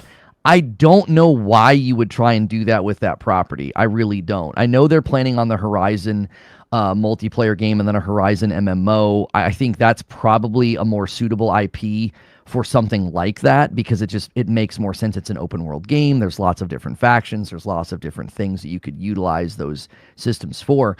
But yeah, on the live service front, when I saw that Bloomberg article, there's a part of me that's like obviously not happy if you see people laid off and they lose talent. But at another level, I am happy. It's like, don't back like things that are going to fail and flop, especially if it would cause more irreparable damage to studios with lots of talent like Bend. So PlayStation, I think, really needs to reestablish what the goal is of live service. Is the goal of live service games to throw all your IP at the wall and hope something sticks? Again, I'm going to come back to what I said earlier. That's just a mistreatment of your IP. Don't do that. Don't treat them that way. I think that ends up backfiring. And, you know, I did a video this week that said, you know, PlayStation has a first-party problem because everyone says, well, they don't have any games, they don't have a roadmap, and they're going to have to rely on Xbox games. I got news for you. When you're in the lead position, this is exactly what it looks like. They're playing from the lead position. They published a blog that said, here's all the great games to look forward to in 2025. It's like 19 games. There is one first-party studio game in the mix, and it's Ghost of Yotei. And Herman Hulst did an interview recently where someone said, well, how many games do you guys have in the fire with your studios? He's like, well, I can't give an exact number. But then he says, we have Ghost of Yotei and Death Stranding 2 coming next year. Those are some of our games in our catalog. So he considers Death Stranding 2 one of their quote-unquote games. And it's like, okay, so that means we're basically going to get Yotei and Death Stranding 2, and everything else is third-party. And the fact of the matter is, I don't think it's ever been that different. I think third-party has always carried these platforms. It's why they were fighting over exclusives. It's why you were getting Call of Duty exclusives during 360 era, during Xbox One era. PlayStation stepped in and started doing it. They did it with Destiny. They were always trying to leverage those third-party studios. And it's like, I get frustrated by that because I like the first-party studios. I think they're sort of brand identity markers, whether it's God of War or Horizon or any of the others. And when you're not getting those rhythmic sort of touchstones from those, like, oh man, what's Ben's working on? What's Insomniac working on? Where's Naughty Dog, right? I think people start to feel like, well, I guess they don't have anything, or we're going to have to wait too long. And I said in my video, be careful what you wish for. People were cheering for PlayStation to win and to be, win in the console war or whatever. And it's like, well, okay, they're the dominant console now, and they can basically just live off of third party. And at one level, I think that can be nice because I'd rather wait for a game and have it be good. But on the other hand, it's disappointing. It's like, well, I'd like to get more first party games from them every year. I think 3 a year would be nice. 2 a year feels like it's too low. But if you want any evidence that like PlayStation just doesn't care what I want, right? I could sit here and say how many PlayStation first party studios I'd want in a year, or I'd love showcases, and I guess they're not doing showcases anymore, and I would love for them to do showcases. Yeah. They would probably say, you know what, we don't care, and there's pretty strong evidence of that. Their blog with all those games coming out this year, it has Doom the Dark Ages on there. I mean, that's an Xbox published game. That's Microsoft published game. And they're basically saying, hey, look forward to this game this year. And it's because that's where they make tons of money. And I don't think they give a single ounce of care about folks like me who are wanting an annual showcase. I want more state of plays and I want more first party. They don't really care what I want because I don't think I represent the majority of the market and the majority of the people in their consumer funnel. And I think PlayStation fans that want that, I think you're just going to continue to be disappointed. They're not going to give it to you. Yeah, I mean, you made some really good points in there. And me and Lona were having a discussion before the show. Slow-mo, real quick, wanted to get your take on this. I know that you got DPS podcast coming up soon. Slow-mo, when it comes down to it, Slow-mo, like that Kevin McAllister, and it's funny that it's same. I think that's the same name from Home Alone, but Kevin McAllister is one of the Ben Studios community managers, I believe, right? And I was just shocked that he legitimately, he says, wait till you see what we got cooking. Lono, don't let me put words in your mouth. You were saying you think that this game that they canceled is one of those games. I think that Ben still has something that they've been cooking. Slow-mo, do you think that this game that was canceled was what had everybody's attention at Ben Studio and they're starting from the drawing board, or they got something still within the works? Oh man, I think this is the only thing. They may have had some prototypes in the tuck that they may have been working on, but I think this is the only thing that they really were in like the bulk of the studio was in production and working on, and it's unfortunate that it got canceled. But at the same time, this is an unannounced game, and it's better to cancel a game that you never announced than announce a game and then cancel it because it sucks, or it's going to suck, or unfortunately, release it. Right, like I mean, I think I'm a bit more optimistic on their outlook than say Lono is in regards to the live service front. I don't like the past judgment. I play a lot of multiplayer games, but I don't like the past judgment of the game until I actually see full on gameplay. Now I enjoy Concord, but I knew Concord would fail right off the rip. As soon as I saw actual gameplay, I said, yeah, this ain't going to work. Yeah. I'm still going to get it and play it and enjoy it until it dies, because that's what I've done. Like, I played Rogue Company, which is, a dead live service game now, but I played that game for like 2 or 3 years and enjoyed myself until it finally, just didn't have any new content coming out. And that's what I anticipated Concord doing. Didn't anticipate it being, completely unlaunched in like 2 weeks. But, I don't think Fair Games is going to fare that badly, I guess, as Concord did. Mm-hmm. But I also still want to kind of actually see actual gameplay before I say, yeah, this ain't going to work. And the same for Marathon, even though I think Bungie's a bit overrated in their like people kind of like valuing their expertise in live service.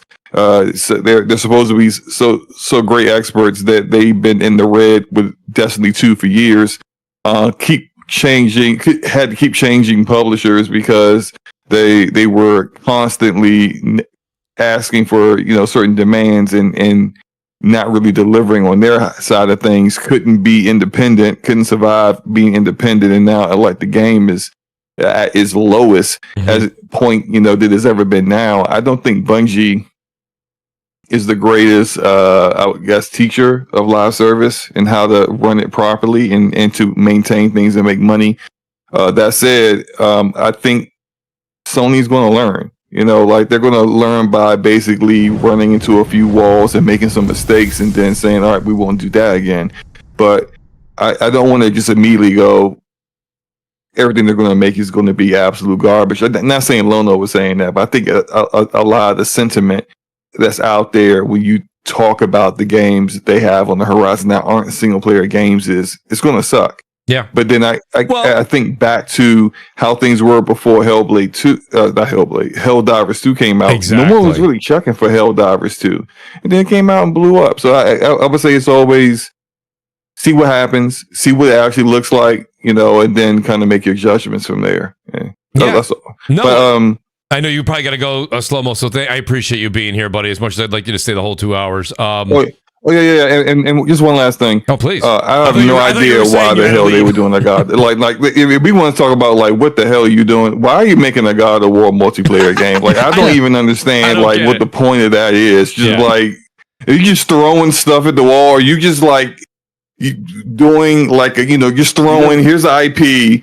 Okay, we got God of War. Yes. Let's just go throw an idea at it. Okay, it's just like what are we doing here? That's stupid. What it reminds me of, Slow-Mo? It reminds me of Nintendo and how Nintendo will leverage a lot of their IPs and do like little offshoots. You didn't get the tweet from Wario 64. They pivoted. They're not doing a God of War online live service. They're doing a kart racer, so it's a God of War kart racer. Yeah, exactly. It's gonna be like Kratos on a cart, and he throws the axe out, and it blows up someone's cart. The axe comes back to him, right? Yeah.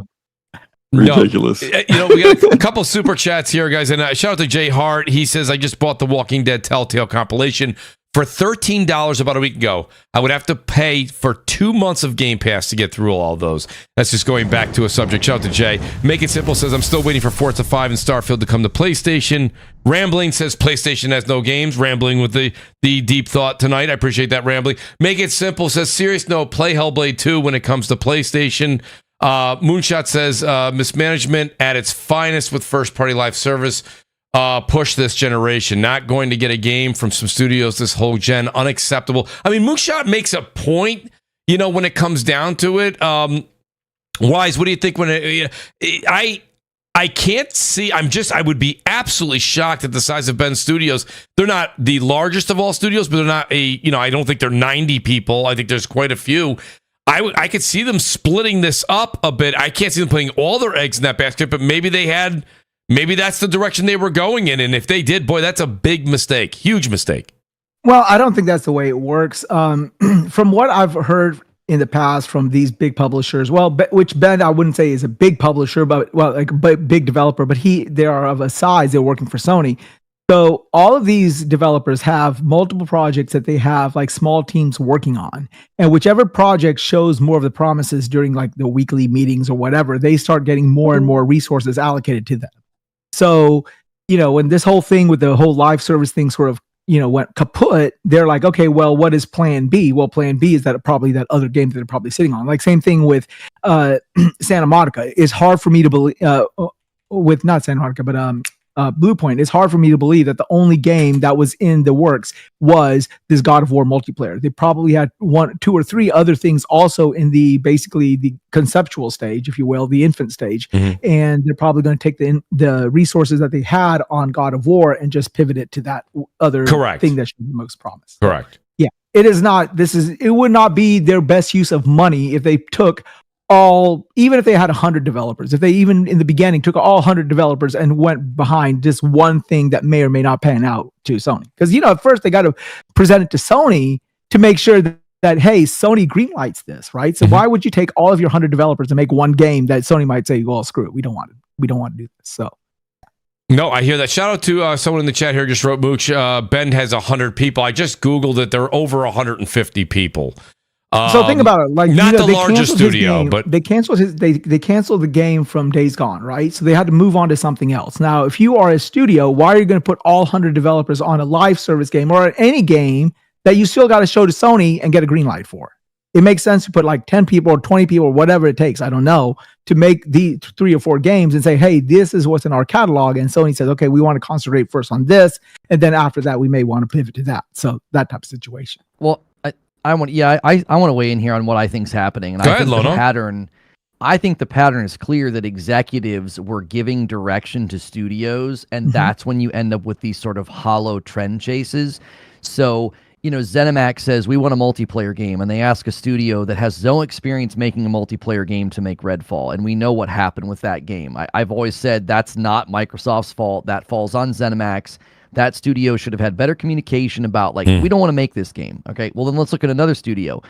Kill the Justice League. Suicide Squad, Kill the Justice League. Just ends up feeling like some hollow, weird, I don't know, trend chase, I guess, where there's the gameplay was fun for a little bit, but then when you get to when I got to the live service systems, I was like, this is so thoughtless. Like, who built this? There's nothing here. And then I believe that Naughty Dog looked at the explosion of Fortnite, and I think that's what motivated them to slice off factions, and they thought, oh, we can make a game like that. We can separate our game mode and make a ton of money. Yes. Well, nope. Didn't work. It was not driven by passion. It was driven by opportunism. And I think that's exactly what happened with Concord. You had these guys who were really full of hubris. A lot of that. I'm telling you, man, that Bungie DNA, they are just so full of themselves. They thought, well, here we go. Well, we're going to go out here. We're going to make this amazing hero shooter. And when I saw it, I was like, okay, so you made a hero shooter. There was no passion behind it. It felt like their attempt at a live service game. And then I think when we saw Ben's studio being tasked with a live service game, it's like, why? What motivated that? Why would you ask them to do that? And then the other one that got canceled, this God of War live service game, that all sounds like some executive saying, make a live service game. All right, see you later. Like, that doesn't sound like it's driven by passion. It doesn't feel like it's driven by vision. The reason that Helldivers 2 worked is because it's a game that clearly was built by people who wanted to make it. The humor, the memes, the clear nod to Starship Troopers. They were also building on their own institutional knowledge. They had Helldivers 1. And so they were evolving something that had already been tested and worked. And the rest of these games feel like these hollow attempts to make something that isn't driven by vision of creatives. It's not driven by the passion of a team. It's some executive. That's the pattern I'm seeing, whether it's Redfall, Kill the Justice League, or these Sony canceled projects. And that's why Slow-Mo's not here. But when he was saying, like, oh, these games are going to come out and are they just going to be bad? What I was indicating is I don't think there's demand for Fair Games is a competitive heist game. Who's going to spend $40 for a competitive heist game? Marathon's an extraction shooter. There's a giant gold rush right now of extraction shooters. Everybody's saying the same thing. They're saying, where is there room on the landscape? Well, there's not room on Battle Royale, so let's just build some other game type and hope that it makes it. I don't think that will ever work because it's not driven by passion or creativity. It's driven by opportunism. And I think gamers sense that is hollow. But when you point fingers at the executives and you point fingers at the developers, the reality is you should be pointing fingers at the gamers. Okay, let's call a spade here. This is all a business. We are gamers, but we have to understand that we are just a cog in the wheel of the business that is gaming. Okay, so that being said, as much as we like our single player games, the money that they make is just not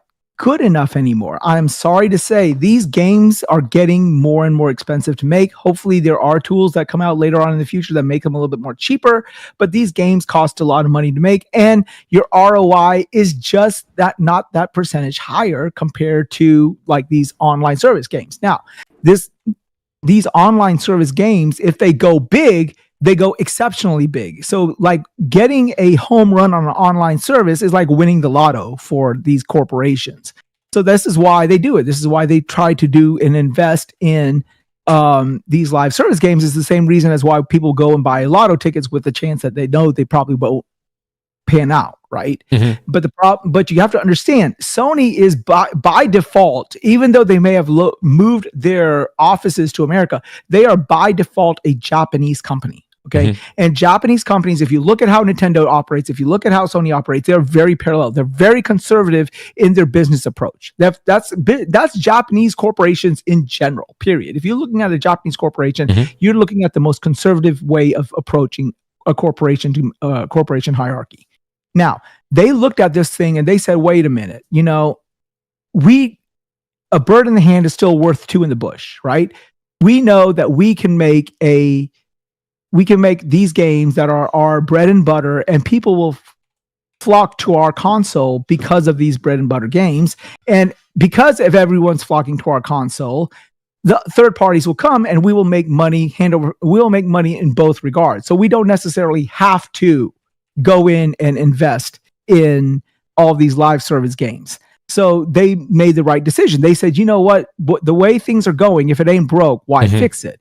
So they look at the other side of the coin with Xbox. Well, if Xbox's games are coming into all into PlayStation sooner or later, they're going to get money off of the Xbox games that are coming, mm-hmm. Including Call of Duty. They're going to make money off of their first party games. And since really PlayStation is the console platform of choice for people who want to set top box these days, because you get all sort of games if you want to look at it, why do they have to go down this track of investing money in these things that may not pan out? Like, for example, your Concord and stuff like that. Why not go ahead and say, okay, go and do a Spider-Man 3. True enough, we might only make 20% as a profit, but at least it's 20% as opposed to 100% loss with Concord, if that makes sense.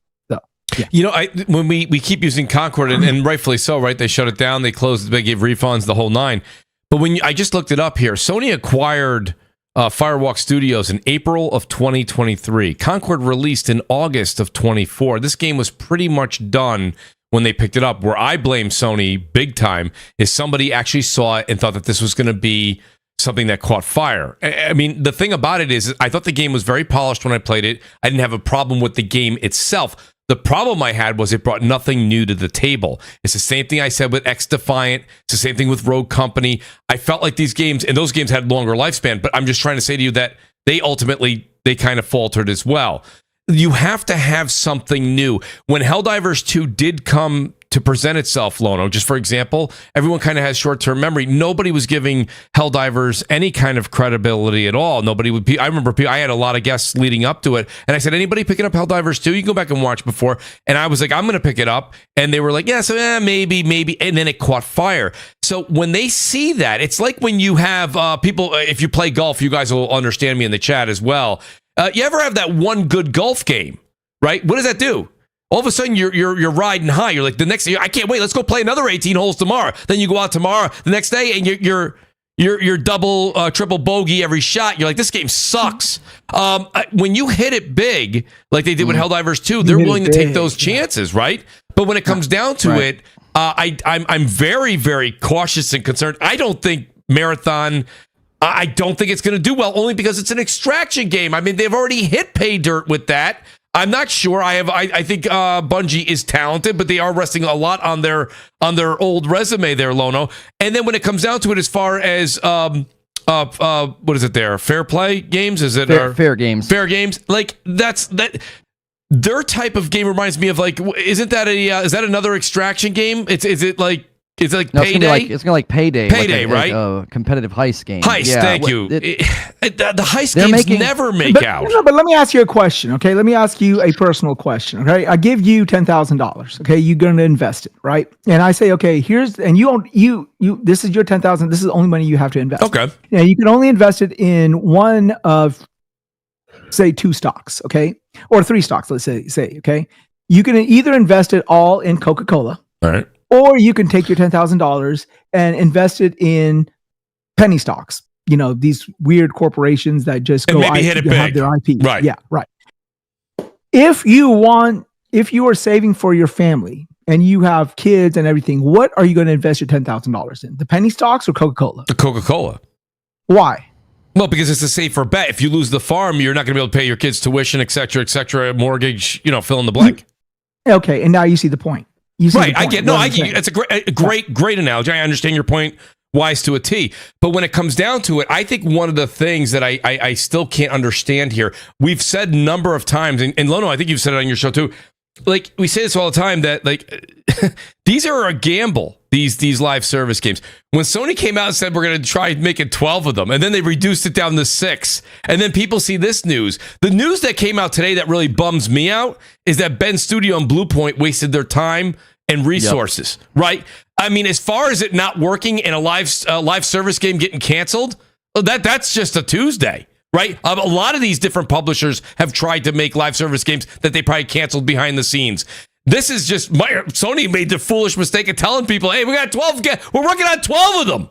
And everybody knows that's not going to work. Now, what a waste of time for Ben and for Bluepoint. I'm just hoping that the entire studio wasn't wasting their time and they were able to move with another IP forward. That we're going to find out as probably the next 6 to 12 months portrays.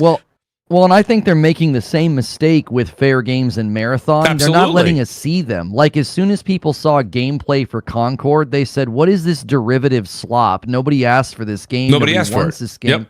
You've got to include the public earlier. I'm a big proponent of early access for this reason, because you get to have more of a symbiotic relationship with the community. And if you want a live service game to get off the ground, you almost need that early ground level input from people. Like, does anybody even want to play this stinking thing? Yeah. Whether it's Fair Games Marathon. I mean, look at what they did with Concord. Nobody saw anything for how long, and then we see it a couple of months before it comes out. Right. And look, Helldivers, I'm going to give myself a teeny bit of credit here. I put out a video on January 24th. I said Helldivers 2 will be a good game. And it was because they were showing us gameplay and the concept was simple. And I told people, you sometimes just want that knock-around co-op game with your buds. I said, this game's going to hit, I think it's going to hit a tone with people. I think people are going to like it. Yep. Now, I obviously did not predict that it was going to have a virality impact and go wild and break all of their records. And they didn't think they were going to get more than like 100,000 concurrent.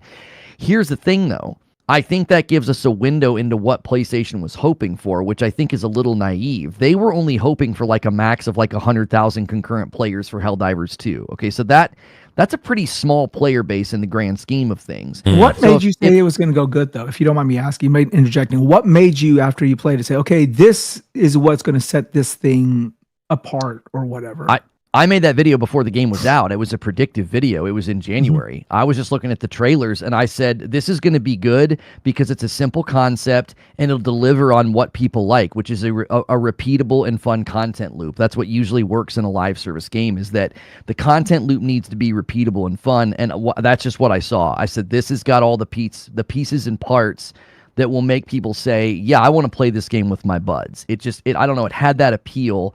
And I think maybe my bias was speaking there. I've continually said I think there's better opportunity for PvE live service games. And that's why I honestly, and this is where I misfired, I thought Kill the Justice League was going to be good as well, because I thought, well, these devs really believe in this, and I think PvE has a better chance because of you're not dependent on a funnel of players. Like PvP games, you need a funnel of players or you have nobody to matchmake with. And for PvE, you just need your buds, you just need a friends list. And I misfired on Kill the Justice League. I missed that one, but it was still the same idea. The concept was simple. It's like run around with your buds and get guns. I still think if Kill the Justice League would have been made by like Gearbox and was a generic looter shooter, it might have actually done better, but people wanted Rocksteady to do another great game, and they didn't. They decided to do a very generic live service. Yeah. And I think they've got to start including players earlier. I think Kill the Justice League would have learned valuable lessons. Look, Helldivers would have learned valuable lessons. Look at what happened with them. Yep. They were doing a war bond every month, and they had to change tactics there. They're learning valuable lessons on how to buff and nerf. They were angering the community by doing buffs and nerfs and breaking people's builds. Those are all lessons they could have learned earlier.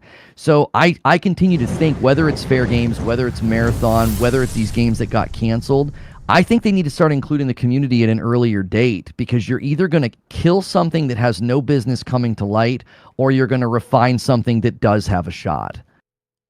Yeah, I do agree with you. The only thing I got to say, Lono, the one thing I always say when it comes to the early access, man, sometimes think about it. If an early access game is released, if you think about the pretenses and what it actually means, it's all good. But if the game comes out and it's not finished, or it's broken, or there's a problem with it, it's even if the game has good conceptual playthrough, it may leave a bad taste in gamers' mouths. And I think that sometimes I feel like it can also do more harm than good. I think that even happens with demos. I think some demos come out and people go, they launch you into a demo sometimes a third of the way into the game, which they have to. They don't want you to start from the beginning. They want you to actually have some powers, some of this, some of that. But the story doesn't click. It doesn't hold true. I think a lot of that happened with Forspoken. I think the demo damaged that game. Just as an example of one, you said, well, give me an example. I think Forspoken really, really felt the wrath of what the demo didn't do for the game. So early access sometimes do that. What is that? No Rest for the Wicked. That came out, was really, really good in early access. Yeah. And I think when that comes out for full release, right, and correct me if I'm wrong, I don't believe it came out for full release yet. I don't see that. I don't see a line of people lining up for that. I think they played through it and they're like, So it's like, I agree with you, but I think it's one of those, you're damned if you do, you're damned if you don't.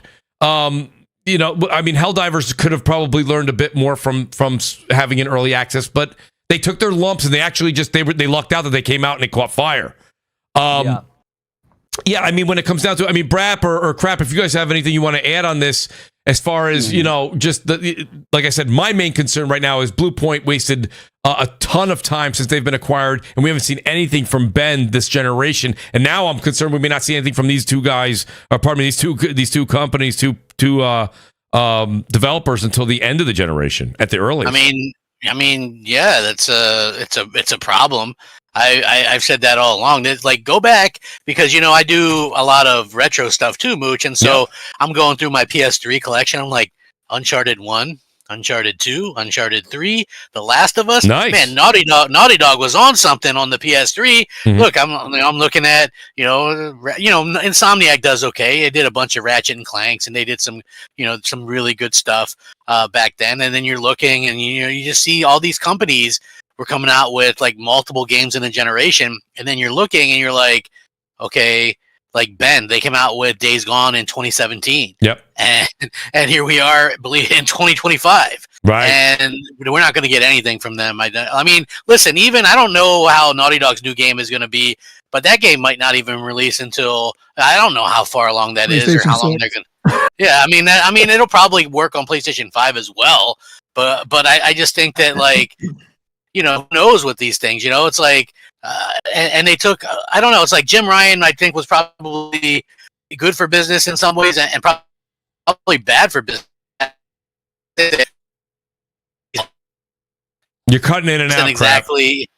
I was just saying that, like, Jim Ryan probably made a lot of these calls when it comes to the live service stuff. Yes. And, and I think that probably isn't working out the way that they thought it was. Like, Sony maybe should have just stuck with what they know best and what they do best. But at the same time, it's like they don't really have any competition. So where are you going to go? They do have a problem. You do understand they do have a problem in the situation that they're in right now, even. The problem is that they have they have these games, these AAA games that are taking way too much time to make. The player base wants it. We want it. But these games are taking an ostensibly a very long time to make, and there's huge swaths of gaps where we don't have any single player or any first party games coming out because of this situation. I mean, if you look at it, Insomniac is the only one really hitting on all cylinders, with game after game after game. And so the biggest issue for Sony right now is how to get these games out on a regular cadence. And therein lies the problem. And I don't know how to solve how they're going to solve it. Well, they're gonna have to wait. I mean, obviously, it's going to take time for these companies to reboot or whatever. But I think the one thing that Sony's willing to do is they'll buy stuff in the meantime, right? Like the Silent Hill 2 remakes, the Final Fantasy games. There's rumors that they're buying the next Batman Arkham game, at least some type of. What do they have in crap? You're cutting whether out. Or not You said that I don't know what's going on with the internet. It's like everybody was cutting out for me. I checked my bandwidth and it's fine. Well, hopefully it's so not on our end. The guys in the audience, let me know how the audio is. I apologize. No, what were you saying about the Batman game? You said they might have. I was just saying. There's, Sony will buy games, right? Third party stuff, time stuff, whatever, right, to fill in the gaps. And I think that's the big difference between what they do and what Microsoft does.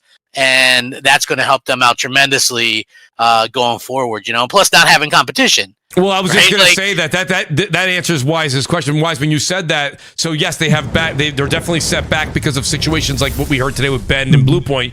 But like Crappin just mentioned, one of their MOs is to go out there and get a 1-year timed exclusive with a big game coming from a third-party publisher. And, listen, all of us in the gaming community, people in the chat, people listening later, you're all like, well, that's not the same thing, Mooch, okay? That's a third party. Yeah, it's timed, but it's not the same thing. When you're a casual gamer and you have $500 in your pocket, you're going to buy a console right now and you go to the store and they say this game is exclusive. Like right now, Final Fantasy VII, right? Rebirth is on PlayStation only and PC too. But I'm saying you're going to get a console. They're going to go buy that. So if a third party developed game happens to have a year exclusive or longer, it does impact sales, and it gives them that buffer wise that you were like, what are they going to do? That's basically all they can do to buy time, right? They have to provide a reason for people to purchase their game system. That's just the way it is. Yeah. Well, this is what I think they need to learn from this. I think the idea of diversification and targeting live service games, that's not the mistake that they made. I think that makes perfectly good business sense to say, hey, there's a field out there ripe for the picking. There's a lot of money to be made here. Yeah. Ongoing formats can be very successful. And also, they get accused a lot of sort of being a one-string banjo, right? All their first-party studios make third-person action-adventure games, and, they make movie games, blah, blah, blah. Well, okay, great. You want to diversify your portfolio. You want to tap into other revenue streams. That is a perfectly legitimate thing to do as a business. The mistake they made is the same mistake that some of these other companies did when they said, oh, let's get some live service dollars. And they go to a company or a dev studio that specializes in a single-player environment, and they say, hey, make a live service game. I think that's absolutely foolhardy, and it's good. A lot of people say, Bungie's overrated. And earlier, I think it was Slow-Mo saying that, like, Bungie shouldn't be the one speaking to live service. If there's one company I would trust to give advice on live service, it's Bungie. And I have a lot of reasons to dislike that company, but you got to be honest. They pulled off what is seemingly impossible. Their game made it 10 years, and they almost didn't at times. They said there were times where they thought the whole thing was going to come crashing down. That's fantastic input.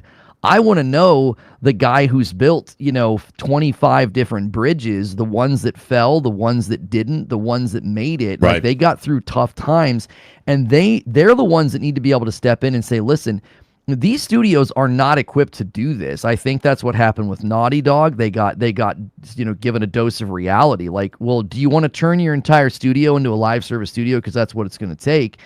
And Bungie could walk into some of these rooms and say, listen, you guys don't know what you're doing. If you don't have an ongoing content rhythm, or if you don't have parallel development set up so that you can have seasons 1 through 4 already scoped out and in the pipeline, then you're already cooked. You've got no idea how to do this. And the other thing that Bungie has in their corner, then I think a lot of people forget this, is they had a behavioral brain scientist help them in the early stages building Destiny, and they understand the psychology behind live service. Live service is not a matter of, hey, make a fun game and throw a season pass at people every 90 days. That's not what makes a live service game work. Live service is so much more psychological than it is mechanical. You can have all the mechanical solutions in place. I mean, for goodness sakes, Concord was going to do a cinematic once a week for a PvP game. I mean, talk about absolute dissonance within your game design. Nobody needs a weekly cinematic in a PvP arena hero shooter. Like, why would they even do that? That doesn't make any sense at all. So if you're going to tap into these revenue sources and you want to diversify, number one, stop asking single player studios to do it. Number two, you've got to listen to the teams and the companies that understand the psychology. And this is where I think Bungie can help. I know people don't like them. I get it. They ask for it as a company. Believe me, they ask for the dislike. They are one of the most self-righteous companies I think I've ever had the displeasure of interacting with. But if they're the company that can tell you where not to go and where to go to have a chance of surviving live service, they're the ones that know how to do it, because nobody else has made it. They're a very small amount of studios that can say, hey, we made it for 10 years. We had a live service game, make it a whole decade. I mean, that's a feather in their cap. It's not a whole bundle. Right. No, it absolutely is. I do have to talk a little bit about the Nintendo Switch 2, guys. We have a lot to discuss here, and Wise definitely came on the show to discuss this. I'll start with a couple of the big subjects here. Backwards compatibility. Listen, this to me, that was a must, right? With physical and digital, of course, Switch 1 games. By the way, this news is coming from, I went ahead and grabbed a screen grab here from, shout out to Kami. That's at Okami13_. He's been on the show a number of times. Shout out to Kami. He says backwards compatibility with physical and digital Switch 1 games. Certain games may not be compatible. We got to talk about that for a minute. Bigger screen, seemingly an LCD. Joy-Cons that can function as a mouse. 2 USB-C ports coming in 2025. Switch 2 Direct is coming April 2nd. There's maybe some other things that the panel also wants to discuss. But yeah, what do you guys think about this? Wise, I'll start with you because I know you did want to discuss this in depth.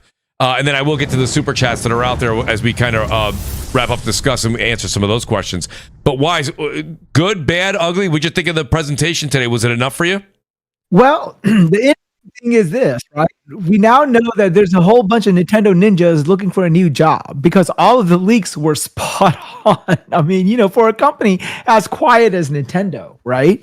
To have basically their entire console, everything about it just leak months in advance is just unheard of. So it wasn't everything that we saw was expected, right? But it looks like what they should have been doing, right? They're calling it the Switch 2. A lot of people say it's an uninspired move by Nintendo, but you got to understand, Nintendo is running scared right about now because after the Wii, there was the Wii U. They do not want another repeat of the Wii U. They can't afford that because now all of their eggs are in the same basket. Because back before with the Wii U, they had the 3DS to offset the loss. Now they don't. So they are scared. Their thinking is that the Wii U didn't sell because everyone thought that it was an add-on to the Wii, and that's why people didn't buy it. So they're not trying to do any sort of weird, funny thing. They want everyone on the population to know that this is the next iteration of the Switch. Okay. So they're calling it the Switch 2. And it is minor upgrades, and that's fine because I think we're sort of like honing in on the default form factor for games going forward. We want, as gamers, we want to be able to play our games both on TV and on the consoles. And if we want to take it with us, like when we're at work or if we're commuting, if we have the luxury to play games while we're commuting, that's what we want. And so I think they've been experimenting around with the most opportune console for them, or the form factor for the console for them. And I think with the Switch, they nailed it, and they are making the tweaks accordingly. So yeah, it was exactly like the leak said, but then guess what? They don't have to do much more than that. They just have to update the CPU, update the GPU, put out a little bit more prettier graphics. And yeah, I mean, because for a lot of people, this is going to be their one console to go to because it will be powerful enough to play some of the third-party games that they want to play. And since they are Nintendo fans, because that's primarily the first people who are going to buy it, they're going to get their Nintendo first-party IPs as well. So, now, do I feel that they held off the news a little bit too long? Yes, I think they could have released this trailer in October, and they could have been ahead of the leaks. But hindsight's 2020. But they wanted to outdo the PS2. They had a chance. They had a chance to do that too, but then Sony's like, "No, we found 10 more million under the cabinet we sold. We didn't find that scalper who bought 10 million.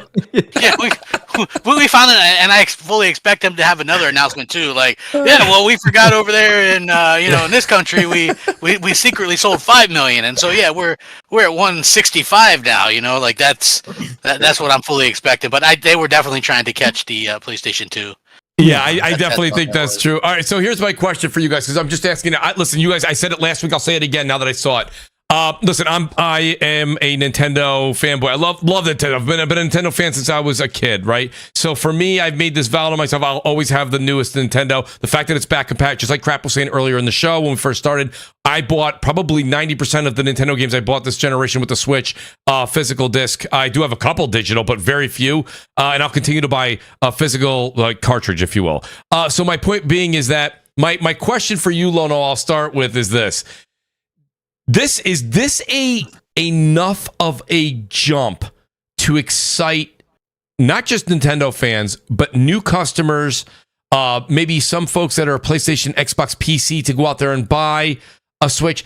I'm looking at it. We're going from 720p to 1080p, right? I mean, the screen's a little bit bigger. It looks like they've worked the Joy-Cons out a little bit. I know a lot of people are really worried about that connector that it magnetically clips into on the side. That's something we'll see a little bit more later on.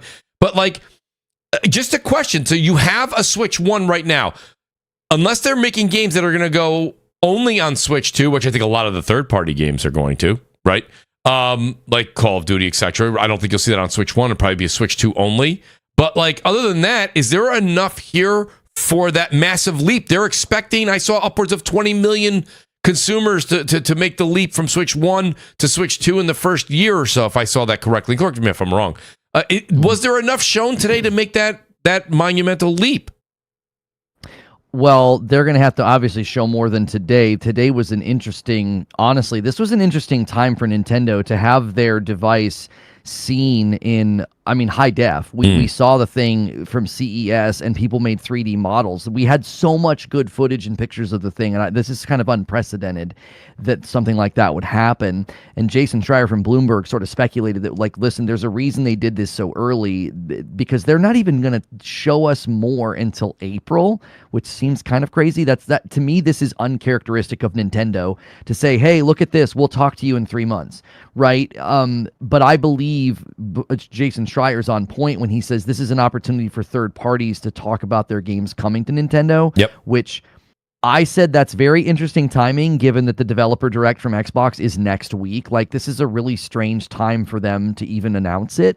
Maybe it did get pushed a little early because of the CES leaks, and they just decided, look, get it out there, or it could be related to some big announcements, either from Xbox or other studios. I think the presentation was also very different for Nintendo. It did not feel like a toy company. It felt to me more akin to an iPhone or a tablet announcement. They're zooming in on the device. Yep. They're showing the black and the buttons. It felt more like an iPhone, commercial where they're zooming in on it. They're making it look cool and sleek, and it feels more adult, which not that the Nintendo Switch doesn't feel like something that adults buy, because they certainly do, but it had more of a toy feeling. Nintendo sort of always identified as a toy company. Yep. And this felt more like a trailer for an electronic, an actual good handheld. Yes. So I do think they are trying to target a broader market by positioning it in that way. And a lot of people were saying they thought it was very bland as a presentation. And I'm like, well, I actually think they're targeting a different approach this time. And the thing that's going to get people to jump, I think the 20 million is an easy hit for them, because they have such insane saturation with Switch 1. I think they just crossed 150 million recently.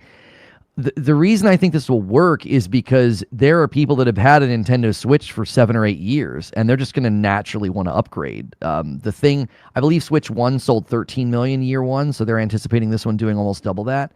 So the other thing you got to remember too, pre-orders aren't up yet and they haven't shown us any games. And if I know one thing about Nintendo, they bring the heat, man. They put a Mario Kart out there, a Zelda, a Metroid, or a 3D Mario. My personal thought is you're going to get Metroid and Mario Kart as launch titles. They pretty much confirmed the new Mario Kart today in the trailer. Yes. 24 carts or whatever. Goodness gracious. And then I believe that Metroid game. And then I think they'll do a 3D Mario for like a holiday release, so then they can bundle it. I'd like that. I do. That'd be great. Think, man, you put Mario on there, you put Mario Kart on there, man, they're going to move titles. You got to remember the Switch 1 launched with Breath of the Wild. It didn't even launch with Mario. Odyssey came out months later. It came out in October. That's right. So they have pull. Nintendo has global pull. They're 1 in 4 people in Japan have a Nintendo. That's how good the saturation just is in Japan alone. And so I believe that this device is going to crush it. I think it's probably going to land around $450. Because right now the OLED Switch is still $350. That's an 8-year-old device that just has an OLED screen on it, and it's $350. So I would imagine Switch 2's landing at $450. You know, they're not going to only make you pay $50 more for this thing. They're going to make you pay, you know, a pretty good chunk. And I think people will be willing. I don't think people will hesitate, especially once they start to see the games. And I am hoping the patent we saw for the upscaling, that this thing can output pretty good performance. I would love to see games like Breath of the Wild get that 60 FPS bump, so they're able to leverage not just the stronger power of it. I know it's not crazy strong, but you know, the upscaling can give you a lot of headroom. I'm just used, you know, everything you said kind of holds water, and I like the Apple reference there. I think when they had their mid-gen refresh, if you even want to joke around and call it that, because it really wasn't a more powerful console, but it was the OLED screen. I think having that flexible kickstand that they had, enhancing the controllers, people were kind of hoping for that along. The reason I asked the question I did was a lot of people feel like sometimes an upgrade is not enough. And I'm just curious. You don't understand, but you don't understand. Listen, I'm not speaking for myself. I'm buying one. I'm just asking what your consensus was for a general audience that has a Switch. Like we all know people that own Switches. Every one of us does. Do you think all the people that you know that have Switches are now going to have to run out to go grab a Switch 2, knowing when the that game of choice comes out? Yes.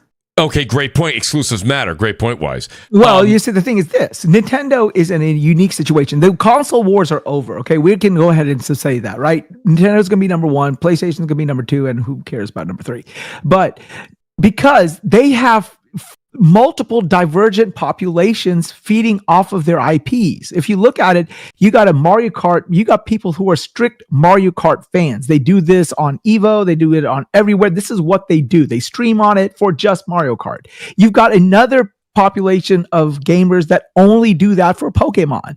And then you got another population of gamers that do that for their traditional Nintendo games, like your Marios and your Zeldas and stuff like that. Then let's not even talk about all those people with Animal Crossing and all those people with Splatoon. These are not the same population of gamers. These are inherently different populations of gamers. You know, whereas if you look at the PlayStation offering, you know, if you look at your God of War and your Horizons and stuff, it caters to the same pool of people, and Nintendo doesn't. So, and Nintendo is good with that. They will say, okay, you want Mario Kart 9, you have to get this console. You want the next Zelda, you're gonna have to get this console. And guess what people are going to do? Well, I want the next Zelda. I'm going to buy it. I want the next Mario Kart. I'm going to buy it. And these are all different populations of people. This wasn't the case back with the Wii U era, because the people who played Pokemon and the people who played Mario Kart were on the handheld, whereas the traditional people were on the console. Now they got all of them in the one console, so they all are buying the same thing. So of course they're going to sell it. Well, I have I'm going to read all the super chats. We've missed a few of them here, but shout out to was it Rambling? No, pardon me. Lone Wolf says, I saw Mr. Maddie have a theory that Oblivion Remake might be a launch title for the Switch 2. They're both rumored to be June. That's interesting, Lone Wolf. I will tell you this much. I was actually doing a little digging the other day, and this Oblivion remake, I never played Oblivion when it came out, and I've been doing some reading and just watching of the game and how it has such an amazing fan base. I'm definitely going to pick that up. I mean, that looks phenomenal. Hopefully hopefully they're going to do a great job. That's all Oblivion usually does. We'll find out with Avowed next month. Let me also say this too, right? When the Switch came out, because of the Wii U's failure, a lot of companies, third-party companies, were very reluctant to get on board with the next iteration of the Nintendo console. Now, after coming off of a 150 million success console seller, you can bet your bottom dollar all these third parties are going to stand up and be their day one to sell their games on that console. Yeah, shout out also to Goat Gaming. He says, are you concerned about the relationship between Lono and Herman Hulst? Apparently, they're spending private time together, which is changing the trajectory of PlayStation. Lono, you already responded in the chat with, I told him Concord would suck. He didn't listen. I tried to tell him. He wouldn't listen, man. He's really prideful guy. Yeah. It's funny. So Captain Chat says something, and I want to get your take on this. He says, Mooch, COD on Switch will be big. Now, I think he's correct on the sales figure. I have a question just for anybody that's in the chat, and really, it's a genuine question. If you own an Xbox, if you own a PlayStation, or if you're a PC gamer, why, and I'm buying a Switch too, why are you playing Call of Duty on your Switch? Now, if you're a Switch-only owner, no need to answer the question. That's the answer. That's my console of choice. It's my only console. I'm buying Call of Duty. It's returning to my favorite console. Done. Well said. I agree. But if we're moving past that, Lono, I mean, the numbers are going to be big, I think, because we're hearing roughly what? PS4, Xbox One type of power on this Switch 2. I mean, PS4 and Xbox One played, Call of Duty games just fine.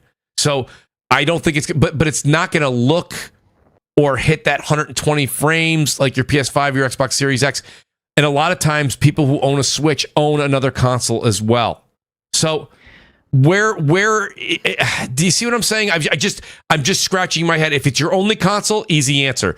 If you own another console, are you buying Call of Duty on the Switch?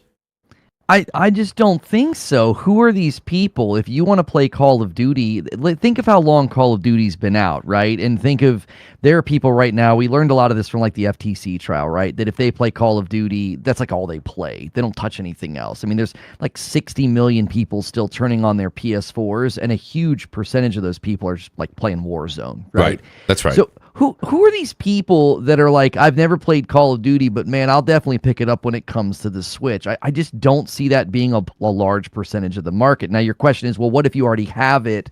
Would you buy it on Switch, and then why would you? Okay, well, number one, that would mean that you're going to want to play it on a handheld and over Wi-Fi, I guess. Nintendo's known for not ever having like the greatest net code in their games. Right. So I see this as just such a mismatch. I really do. So people are like, well, what about GTA 6 on the Switch? I'm like, I just don't know. I feel like the demographic and the vibe and the games that do well on Switch, I mean, Hi-Fi Rush could go there and just crush, I think. I think it's the right vibe, style, and aesthetic. But Call of Duty, I don't know. And I know Bobby Kotick said they underestimated it. But I still, to this day, gotta think, if there was money to be made over there with COD, they would have done it. I mean, they've got Call of Duty Mobile. You gotta think that version could have potentially been ported to the Switch. I don't know.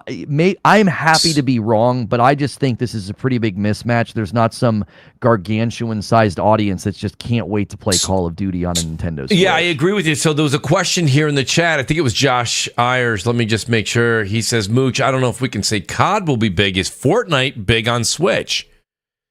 I bet you Fortnite does fairly well on Switch. I also think, again, if we're looking at it from that standpoint, I can see parents being probably a little bit more lenient with their kids on Switch playing Fortnite versus like a Warzone or a Call of Duty. Maybe they feel it's too violent. I don't know. Maybe that's why Fortnite. I'm very curious to see, and we're gonna see what the sales figures are gonna be on the Switch too. I don't know. Shout out to Captain Chats. He says, Mooch, he goes, I have a lot of downtime at work, so I'll definitely be buying it on the Switch. I mean, listen, if you're able to do that, that's great. I don't blame you there at all. Crap, what do you think? I mean, is Switch 2 a day one buy for you? I may have lost Crap. It's after 9. Once 9 o'clock comes, that's about it for Crap. My other question for you guys real quick is this, is like, are you guys trading in your Switch 1? Is this a Mooch-onomics where we're going to get, possibly upwards of $200 or something of that range? I'm making that up completely. I haven't talked to Forte about it. Around $200 or $175 for your Switch 1. Lono, you trading yours in for a Switch 2? Or no, you want to keep your OLED Switch 1 and enjoy that beautiful screen while games are still compatible on both and they don't have that exclusive Switch 2 game out yet? I'm actually glad I haven't exposed myself to OLED. Like the PlayStation Portal looks great to me, It so I'll does. be happy with this LCD. Okay. I actually don't play on the go that much. I really don't. My life doesn't work for that. I'm home, 95% of the So time. your Switch is docked. Yeah. I don't travel like I used to. If I traveled more like I did back in the day, conferences and stuff, maybe I would have got the OLED, perhaps, or maybe even a Steam Deck or something. To me, my kiddos have a Switch and a Switch Lite, and they love them. And I showed them the picture of this thing today, and they obviously just salivated. And I was like, I'm going to have to get two. If not, there's just civil war in the home. So I'm going to have to get two. But I'll probably trade the old ones in because in my mind, they're just, at that point, they're kind of irrelevant. That's right. They wouldn't get turned on anymore. And so, this is a day one for me. I'm a Nintendo guy. My first console ever was a Coleco. But after that, the Nintendo Entertainment System Christmas morning is like just a huge memory for me and my brothers. So I can't wait. My main reason you can't be a kid of the 80s and say you're not a Nintendo kid. You can't be a kid of the 80s and 90s and say you're not a Nintendo kid. I'm sorry. Well, listen. For sure. The original console wars would disagree with you, Wise. We're not going to open those cans. We're not going there. Not after 9 anyways. Goat Gaming came back. He says, sources say, in quotes, Lono was at Herman Hulst's private chateau in Paris, surfing while talking PlayStation's future in live service games. I guess we will, Lono, like everything else, we will say it's your fault. I hope you don't mind taking the blame for all of that. According to Goat Gaming. For sure. I mean, I'm disliked for a great many things, and they're almost all not true. So that we'll go with that one too. Okay, does he eat beluga caviar or oyster caviar? That's what we want to know. Neither. He surprisingly does not like caviar. That was a surprise to me. I wasted a lot of money on a gift basket. So we'll do a fun speed round here, guys. It's after 9, where I left off. A lot of these super chats, some of them are just comments, some of them are questions, and they are reverting back to some of our older subjects. So we'll answer them quickly here and see how we do. Shout out to, I believe it is Gifted Gamer 204. He says, what message will it send to Sony if they cancel these games as a service games, being that nobody wants them, and let's say Yotei comes out and only sells 2 million? So I'm trying to figure out the question here. What message will it send to Sony if they cancel the games as a service games that nobody wants, and then a game like Yotei, he says, comes out and sells 2 million? I don't know. We say this all the time, right, guys? I think 2 million off the cuff is not necessarily a bad number to sell. Maybe lifetime sales. The first one sold 2.5 million in the first 3 days. Lifetime's like 13 million. I imagine Yotei will sell very well. I think it's in high demand. I think Sucker Punch proved their worth with Tsushima, and we also have no idea what this thing's even going to look like because it's not a PS4 title. So this is PS5 only, and we'll also hopefully have some pro enhancements. I don't see Yotei selling that poorly, and I know people got really upset about the lead being a woman. I think that's a lot of internet bluster. I don't think that represents the market, and I think this will probably sell very well. If you invest in Sony stock, and because Sony stock is predominantly dictated up the ebbs and flows are dictated by the PlayStation, the success or failures of the PlayStation brand, you get a detailed perspectives about like every year about like what their goals are or whatever. Sony is only looking to capitalize on 20% of their first party IPs, but 20% profit share, like profit take home, like after everything is paid, if they can make 20% on top of all of that, the cream, they're good with that, because the primary purpose of the first party IP is to keep people in the PlayStation environment, so that when they do go and dip into third party IPs, then all of that is just butter for Sony. So if Yotei sells even in their opening weekend or even in the first month 2 million, I would not venture to say that Yotei would cost no more than 250 on the high end to make. I mean, I'm not going to assume it's going to be a Spider-Man 2 $360 million budget. So at 250 and they sold 2 million in the first month, then it is doing what Sony wants it to do. So if you can extrapolate, say at the end of the first year, if at a 2 million pace, it sells 5 million. Okay, that might be paltry low, and it is low for a Sony first party IP, but in Sony's eyes, if it kept the player base on their platform, then it achieved its goal as long as it broke even. The problem with Days Gone was that it wasn't breaking even. So in the initial run. I think they, they broke even later on, but later on, that's just the lifespan of the game. So when do you guys think? I had this conversation when the game was announced. When does Yotai come out? In both of your opinion, when does it release? It's a Christmas game. It's a Christmas game. Oh, I don't think so. You don't think so? No. I think because the rumor now is what February State of Play is the rumor from some sources that have gotten a lot right lately. That's right. I envisioned Yotai being first half of the year and Death Stranding 2 being second half, just because I think Yotai's probably been in production a little bit longer, and Death Stranding 2 looks a little bit more ambitious. I think anything second half, sadly, is locked down until Rockstar tells us what's going on with GTA 6. Like, I think the furthest announced date that we have is Mafia: The Old Country said summer of 2025. That's right. Like, nobody wants to commit beyond the summer.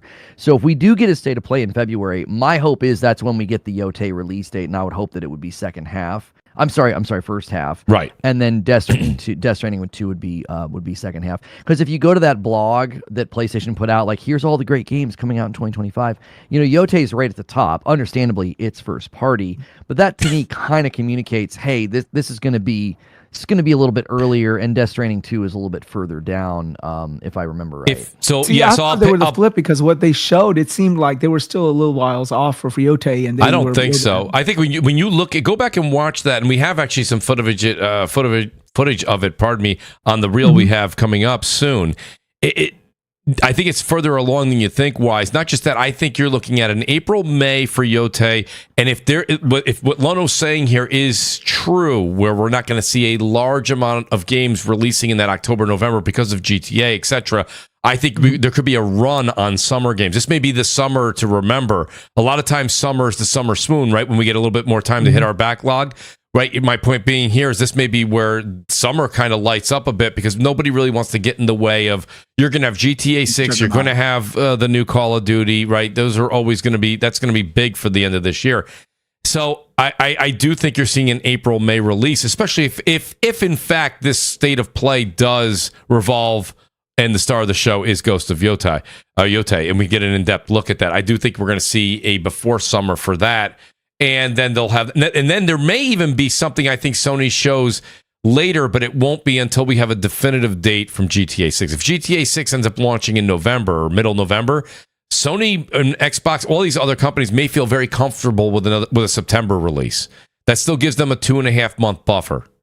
So I still think there could be something in September, which may very well could be Death Stranding 2. That's my thought on that. Yeah, February 6th is the Take-Two earnings call.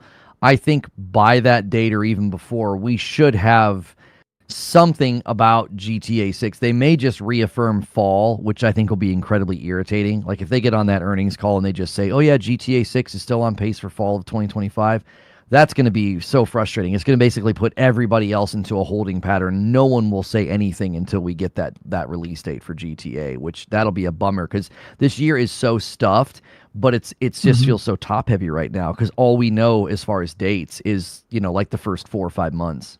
I don't even want to spend more than 2 minutes on this, but Lono, quick question. You can answer it with a yes, no. If you have a follow-up, please do. But real quick, there's a lot of speculation that people are saying this could be the first game we see hit the $100 threshold. Is that something that would even fly by the desk of anybody at 2K or Rockstar to put their game at GTA 6 at $100? Yeah, I have this in my show open for tomorrow, so everybody's going to get a little sneak peek here. Oh, great.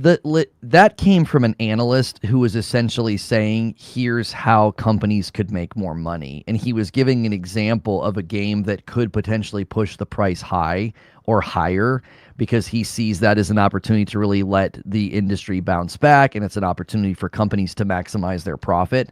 So he was saying he envisioned that would be the one game that could hit the $80 to $100 range. I have a whole list of reasons why I don't think they will do that. And you're going to have to tune in tomorrow to find out what those reasons are. There you go. You guys didn't think you were going to get a cliffhanger on CrossFire, did you? That's okay. I wanted to just ask that question quickly because I did have it there. What do you think, Wise? Is that a yes or a no for you? I mean, definitely. I mean, whatever they're going to charge for this game, because of the precedence this game has. Of course, my kids are absolutely enamored by it, so I have no choice but to get 2 copies, at least 3 copies, if you will. Right?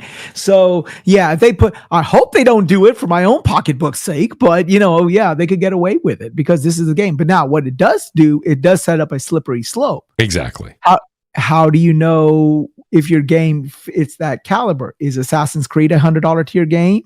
Is God of War $100 tier game? And I don't want to open those can of worms, and I don't want the industry to go down that. I think they're going to sell so much, and they're doing so well with GTA Online. My answer would be no. Do I think they could?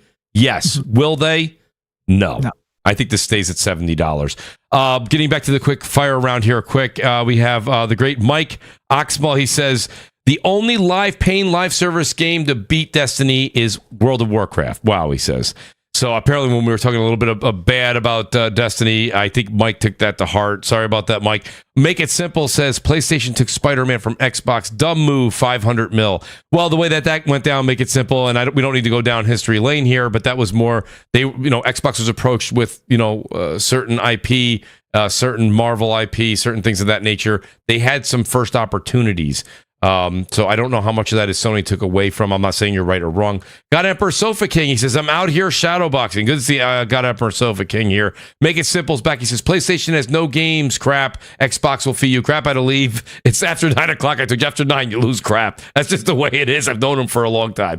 So shout out to Make It Simple again. Rambling says, Sony has canceled more first-party studio games than they have published.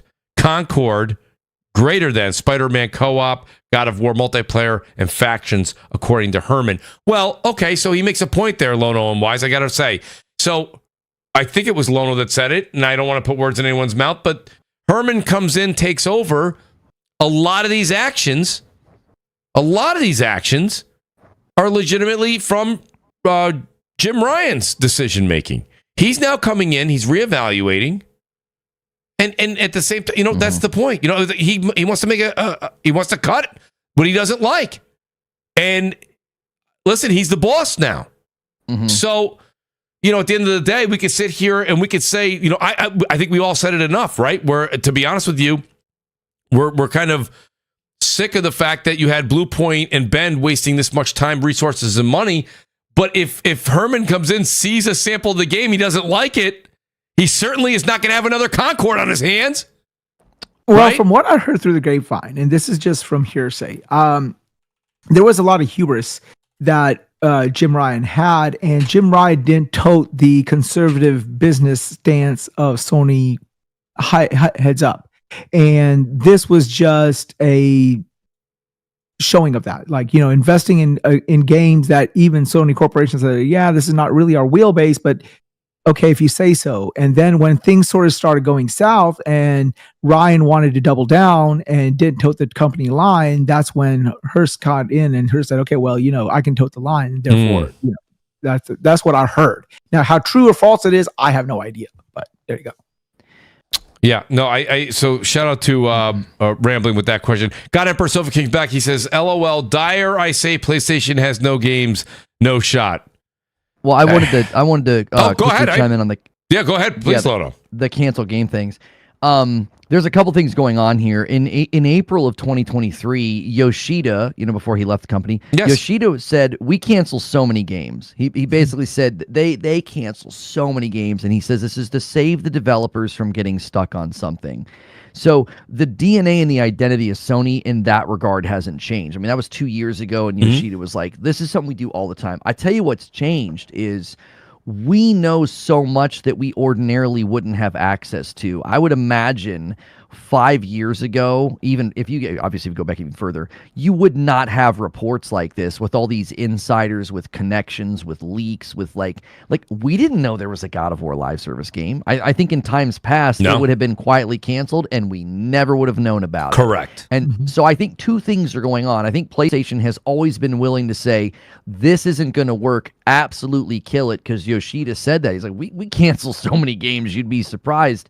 And I think they do it strategically to save money. And I think now we're just hearing about it way more often than we used to, because everybody's an insider, everybody's got a connection, and everybody's got the inside scoop. And I think that has dramatically changed the landscape. And I really applauded all those insiders for not spoiling the Game Awards. We had so many big surprises, and there were so many guys that could have ruined that night by saying, here's what's coming and here's what's going to happen. And in times past that happened. So I hope we continue to see these guys at least button up when there's good surprises. But when stuff gets canceled, we're going to hear about it, and I don't think we did in the past. That's a really good point. And everyone rushes to, that's just how people get paid these days. You know what I mean? That's just that's business on the internet. So yeah, I am shocked to say that we saw a couple of really great surprises at the Game Awards that were not leaked or even hinted at. One of course being Witcher, the Witcher is Witcher 4. Which I'm looking forward to. I just want to make sure I see where I left off here. I apologize. Atakan Ocelot, he says, I'm behind you there on that, Mooch. Shu said remasters, fun new games. So, Lono, just to piggyback what you were saying, Shu had a great interview, and, I was looking for without having to listen to the show again and then take detailed notes, I was looking for just a Q&A that they did on that great podcast. And, Shu says, to everybody, listen, I know you give the remakes a lot of slack, and maybe that's so. I'm not going to tell you as a consumer whether you should like it or don't. But at the same time, these are making some money. Wise said, what are they supposed to do in between all these games? Well, Wise, that's another thing they're doing. They're doing remakes, Wise. And that may not get you excited as a gamer. But what it does is it introduces some franchises to people who've never had a PlayStation, because there is every generation there's somebody who's playing video games for the first time. That's definitely not us, but nonetheless. But at the same time, it also puts money in their pocket to be able to create new AAA IP. So and I'm paraphrasing what Shu said. So Lono or Wise, anything on that, on the remasters and Shu's interview? He said a couple of big things. We touched on a few of them as we went through the subjects, so I didn't specify it to the Yoshida interview, but a lot of things that Yoshida was really getting at. One of the big ones was get ready, because small games are the new big games. And that's another thing, I think, Lono, that answers Wise's question when he says, how do they make this? How do you make a populated first-party portfolio through this generation moving forward with things getting expensive? Like, reduce the scale size of these games. I mean, Layton was saying that. Remember when he left PlayStation, he was on interview. He was doing the interview circuit, and he was saying that the future is not these 40, 50-hour major 60-hour games that, first of all, the time frame, right? For people who work, a 60-hour game is basically a month and a half's worth of gaming if you like if you play like I play.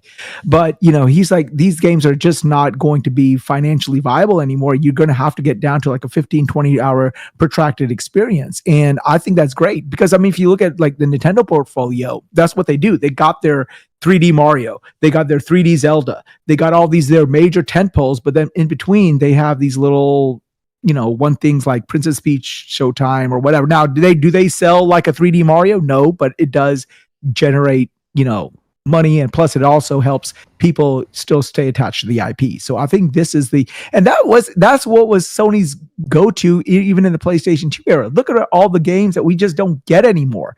Parappa the Rapper, Jak and Daxter, Dark Cloud, Jet Moto. I mean, the list goes on and on. These are like these small protracted experiences that really sort of enamored us to the console that we just don't get. We now just get these major big pushes once every 6 to 8 months, and you're like, I want that, the stuff that we came from, so yeah.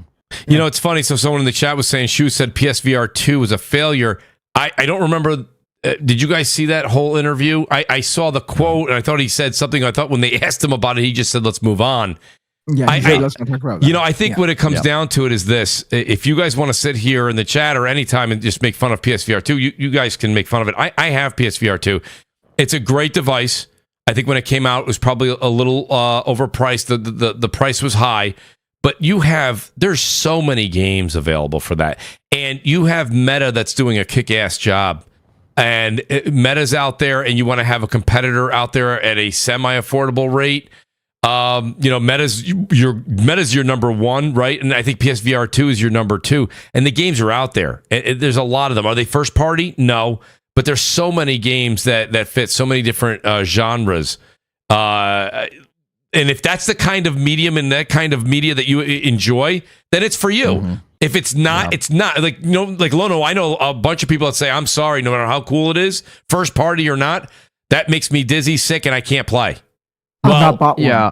I've always said that VR is going to struggle to become even remotely mainstream because you have the price hurdle, you have the comfort hurdle, and then you have the subjective hurdle. Like maybe they're comfortable putting it on. Some people don't want to put anything on their face. So if you can get past the price hurdle and the comfort hurdle, some people have literally no control over the fact that it's going to make them feel dizzy. Okay, so your market reach is automatically shrunk because of all those hurdles. And then the second thing is PlayStation really did not treat the PSVR 2 with enough respect. I don't think they had enough first-party delivery at all. Right. And then they let a bunch of these VR games get ported, and they were in terrible shape. I bought 3 in a row that were not ready. They had been ported to PSVR 2. The quality control was terrible. After the third one, you know what I did? I stopped buying them, and I stopped really paying attention to it. So they didn't set it up for success. And to circle back a little bit, when you said, with Yoshida talking about, the next era will be smaller games. I did a 2025 prediction stream, and I said, listen, I think we're going to enter the era of the AA, like the AA sized game. Maybe not the AAA studio, but AAA studios, what I think they're going to have to start doing is doing multiple projects at once so that this AA size project didn't do quite as well, but it doesn't put them in financial strait of oh my gosh, what are we going to do? Our big, humongous project failed. If you have multiple projects cooking that are more AA in size, then I think that's more protective and more risk averse, and I think we're going to see that trend continue. Yeah. And when it comes to the the remasters and the remakes, I do think people miss sometimes that they reported that roughly 20 million people who own a PS5 did not own a PS4. And so what better way to help that person immediately build their library, because we know digital library building is super important for keeping somebody on your platform. Well, that's a really great way to get somebody to build their library if all of a sudden they have Horizon Zero Dawn remaster and The Last of Us and all these others. There were rumors there was a Days Gone remaster or a remake. I think those 20 million people are then given sort of a speed run on building their library instead of only being able to buy the latest games. So I think the remakes and remasters, sometimes people forget there's so many people out there that have never played these games. And I get people being frustrated by it because they're like, I've already played it, man. I want something new. But man, there's a whole lot of people in the mix that are probably experiencing these games, not just for the first time, but at next gen fidelity. And I think that's really important to PlayStation. They want them to be able to do that. So I want to clarify something. Shadow 200 Strong, he says, so it's okay for PlayStation to release games that need patched, but not Xbox. That's not what Lono said. And they weren't PlayStation games, because the only PlayStation first-party game that I can think of on PSVR 2 is Horizon Call of the Mountain. The games you're talking about, Lono, I think I saw you do a video on it. I know I bought it. I know I had it day one, and it needed a patch. Was that you're on rails, and it's by the people who made the Dark Anthem, the zombie game there. I can't remember. Switchback. Thank you. That was one of the games that I'd bought. It really needed a patch. I thought you said you were doing a playthrough of it, and you were like, "Oh, it's been patched. We'll go back to it." If I'm characterizing you, but that's what the games you were referring to, regardless if it was that one or not, they weren't PlayStation games. They were third party on PSVR 2. Yeah, they were ports. They were VR ports, and the quality control was terrible. Like PlayStation should have stepped in and had better quality assurance, because I bought your PSVR 2. I bought that from PlayStation, and as a consumer, you didn't protect me at all. I was buying really that is bad a PlayStation ports. fault, 100%. Yep. Another thing is when they sell VR, they sell it, whether it's Meta, whether it's PlayStation, whether it's Valve, they sell it the same exact way. They show this person wearing this thing and flailing their hands around like an idiot, you know? Mm-hmm. Now, that may or may not be the experience that you're looking for, but I know after a long day, that is not the experience I'm looking for. So, like, maybe sell it to the regular market that doesn't want to have their hands flailing around like a madman. Like, okay, tell us what we can do with this device if we don't want to do motion gaming. Can we just sit there and play our games on a 150-inch TV right in front of our screen? Can you mimic that? Like, kind of like sell it like the way Apple sold their thing. Okay, you can do the VR stuff if you want, but then if you don't want to do all that weird VR stuff that the normal VR person does, this is what a normal person would do. Because I've not bought it. I buy everything PlayStation. I bought the freaking black DualSense today, but yeah, but I've not bought this. It's not the price. It's just it doesn't fit my lifestyle. So let me say this though, and that's fine.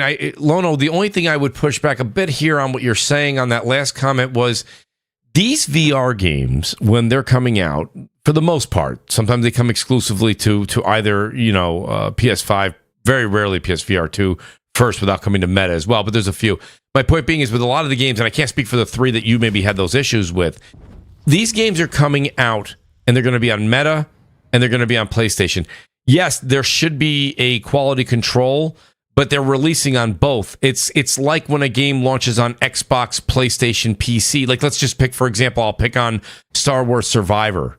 That game came out on all of those platforms I just mentioned, Lono. Mm-hmm. Am I supposed to get mad at PlayStation for allowing that game on there? That game was broken when it came out, right? PC, people are still waiting for that patch to come out today. They're like, how come you did the PSSR, but did you do anything to fix the PC? So that game came out quite some time ago. I'm picking on that game. I don't mean to. It's a good game. But I don't know if that's where we start. Is that where we start to point the finger? That's on the game developer. That's on their QA before they release it. If PlayStation does that because there's certain issues, which VR games have a lot of issues, Meta's library, which is probably bigger already, is going to really trounce them if they're holding back. I don't know if we could. Does my comment hold water? I understand what you're saying, and I do think there's always an element of multiplats that's an issue. My frustration with the one specifically that I had the bad experience with, they were games that were actually already in the market as VR, and they were ported to PSVR 2. So one of those was Vertigo 2. Okay. It was I couldn't play it. It was messed up. Stuff wasn't working. Madison VR was another one, and after that, I was just like, apparently, I don't blame you. You can port your VR game to PSVR 2 and it can be broken and not work. And right. It's obviously uniquely frustrating when you go to do a VR game. Like, you got the headset on, you kind of like set yourself up, I got to set aside time, right? I got to move furniture. Absolutely. Around.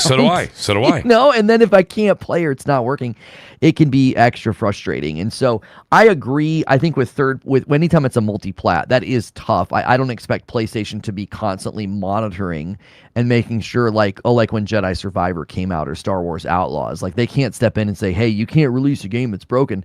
But with the VR specifically, I think there should have been a little bit more intentionality with a first-party push. There was not enough first-party, in my opinion. Mm-hmm. And then there should have been better quality control. I had amazing experiences with games like Synapse. Synapse is probably one of the best VR games I've ever played. You know, Synapse is very good. I will agree with you that I think when it comes down to it, I think they just opened the floodgates to keep up with the Joneses, in this case being Meta. But yeah, they really should have had a bigger first party showing, and you can clearly see that now we're going into the second year, third year. They're not going that route. They're definitely working with their third party friends, but they are not doing anything first party with this at all. Here's a rambling here. He says, "Why would Bungie allow good live services to come out and give them competition to their own live service? Why would they help their own ops?" Rambling. Listen, I know where you're going with this, but the whole idea is whether you're part of Team Xbox and you're a developing team for them, or you're a developing team for Sony and PlayStation.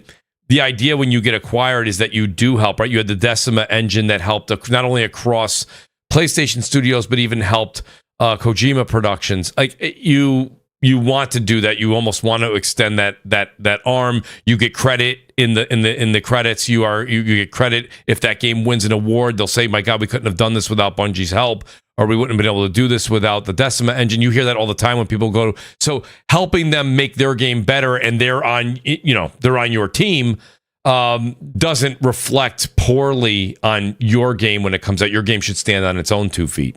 So I'll let you guys answer that too, but I don't think any team looks like that. Same thing when you had the people from Rare were helping with some of the water effects on a couple of the other Xbox games, and the people over at the Coalition went and helped other folks making another game. Like that's something that I think is genuine and is a spiritual uplifter, if you will, when we hear stories like that. So I don't see a problem with that. I'm sure Lono Wise, I don't know if you guys want to chime in on that.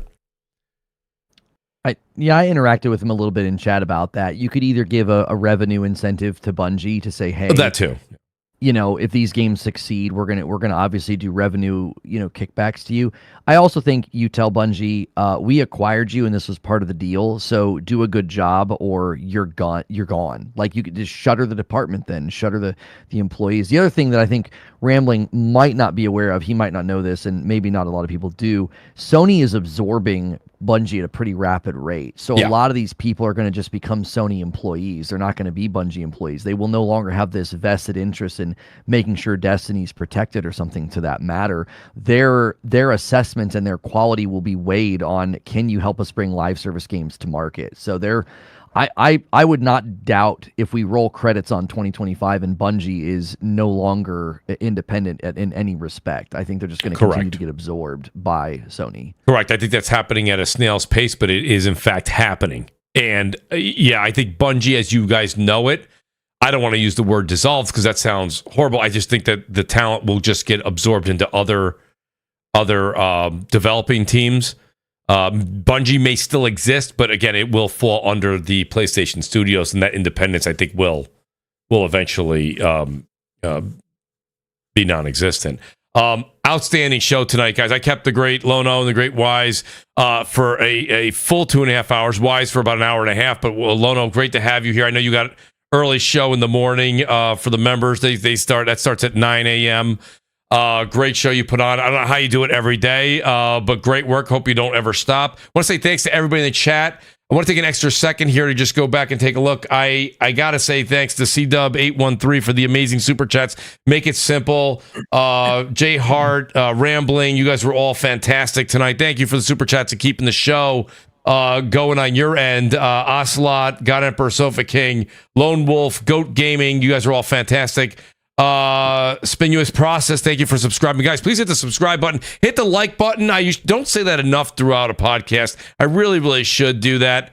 Lone Wolf trying to save you from ignorance. Thank you, buddy. Always great to have you here, Lone Wolf. Thank you for helping us all. Deity Anubis, who says, Lono, he was who I was talking to before you got here, Lono. He says, great show, guys. He says, I come over, I listen to Lono all the time. I wanted to see what the show is all about, so I appreciate him being here as well. Jerome, SPDD, thank you. JC2013, you guys are all fantastic. Lono, great to have you on the show as always, buddy. I like to space out our visits. I don't want to wait as long as I did last time, but great to have you on as always. Great show, great topics tonight, and great to have you when we had enough big news to actually discuss something. So, Lono, thanks for being here tonight, and let people know where they can find you. Yeah, I'm glad we got to touch all three. We got to touch on Xbox, PlayStation, and Nintendo, yes, sir. And that feels refreshing to get to kind of get into all those trenches of topics. That was good. Best place to find me is Reforged Gaming, Twitter or YouTube. Daily live streams, trying to do more uploads as well this year. So thanks everybody for being here tonight. It was fun. Great, Lono. Great to have you. The great Wise Old Gamer. Wise, I love how you said, hey, Mooch, if you got room, can I get on the show? Now, I talked to Wise. I love having Wise. You guys are going to see a lot more Wise on the show. But I said, Wise, how much time do you have? You do your show on Friday. You do other shows. He goes, Mooch, let's try 2 or 3 Thursdays. So I had him on last week. So I said, I'm not going to have Wise on back to back. He's not going to be able to do it. But Wise says he can do it. So Wise, you're always welcome here, buddy. You know that. Let people know where they can find you. Thanks for being here tonight. Appreciate it. Yeah, we might be having a freak snowfall in the next couple of days. So schools was let out early. So that's why I was able to come on in. So yeah, my job normally prevents me on a Thursday night coming in here, but it's cool. But it's always an honor to be on this, the most electrifying podcast on Thursday night. So thank you. I'm, as always, the wise old gamer, the man who brings the fun and dysfunctional. We have a podcast as well every Friday night with a whole host of people called Wasted with Wise. And if you've never tuned in, it is an awesome show. It is basically, imagine you and your friends going out to a bar, getting some drinks, and just shooting the shit and seeing where the conversation takes you. That is basically the theme of the podcast. And, we talk about games, we talk about movies, we talk about stuff that we're all interested in, basically. And so it would be an honor for anyone to who's listening or on the replay to tune in as well every Friday at 6 p.m. Eastern.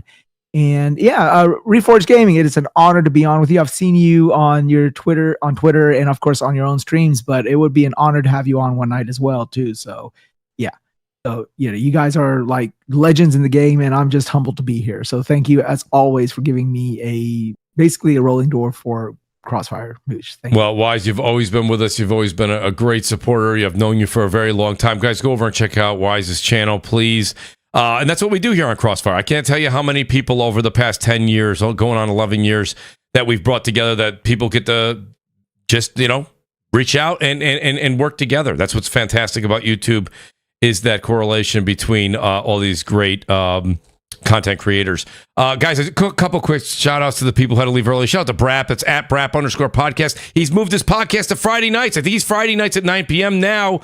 Shout out to Slow-Mo and Gaming Forte. They're doing DPS as we speak. Go over and say Mooch sent you.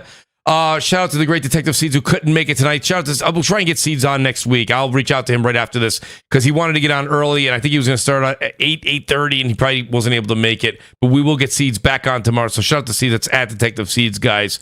And of course, at _Crap Gamer on X and Crap Gamer Reviews over on YouTube. Guys, we'll be back next Thursday, 7 p.m. Eastern. We've got, I believe the Xbox show is next week. We got a lot of stuff to talk about. Shout out to Lone Wolf again. Great to have Lone Wolf here. A lot of you guys that came over from Reforged Gaming and listen to Lono, hope to see you guys back here. Always appreciate you guys coming over to support Lono and this channel. You guys are all fantastic. That being said, do some gaming this weekend. Not too much arguing on Twitter. And we'll see you guys next Thursday, 7 p.m. Eastern. Peace out and good night.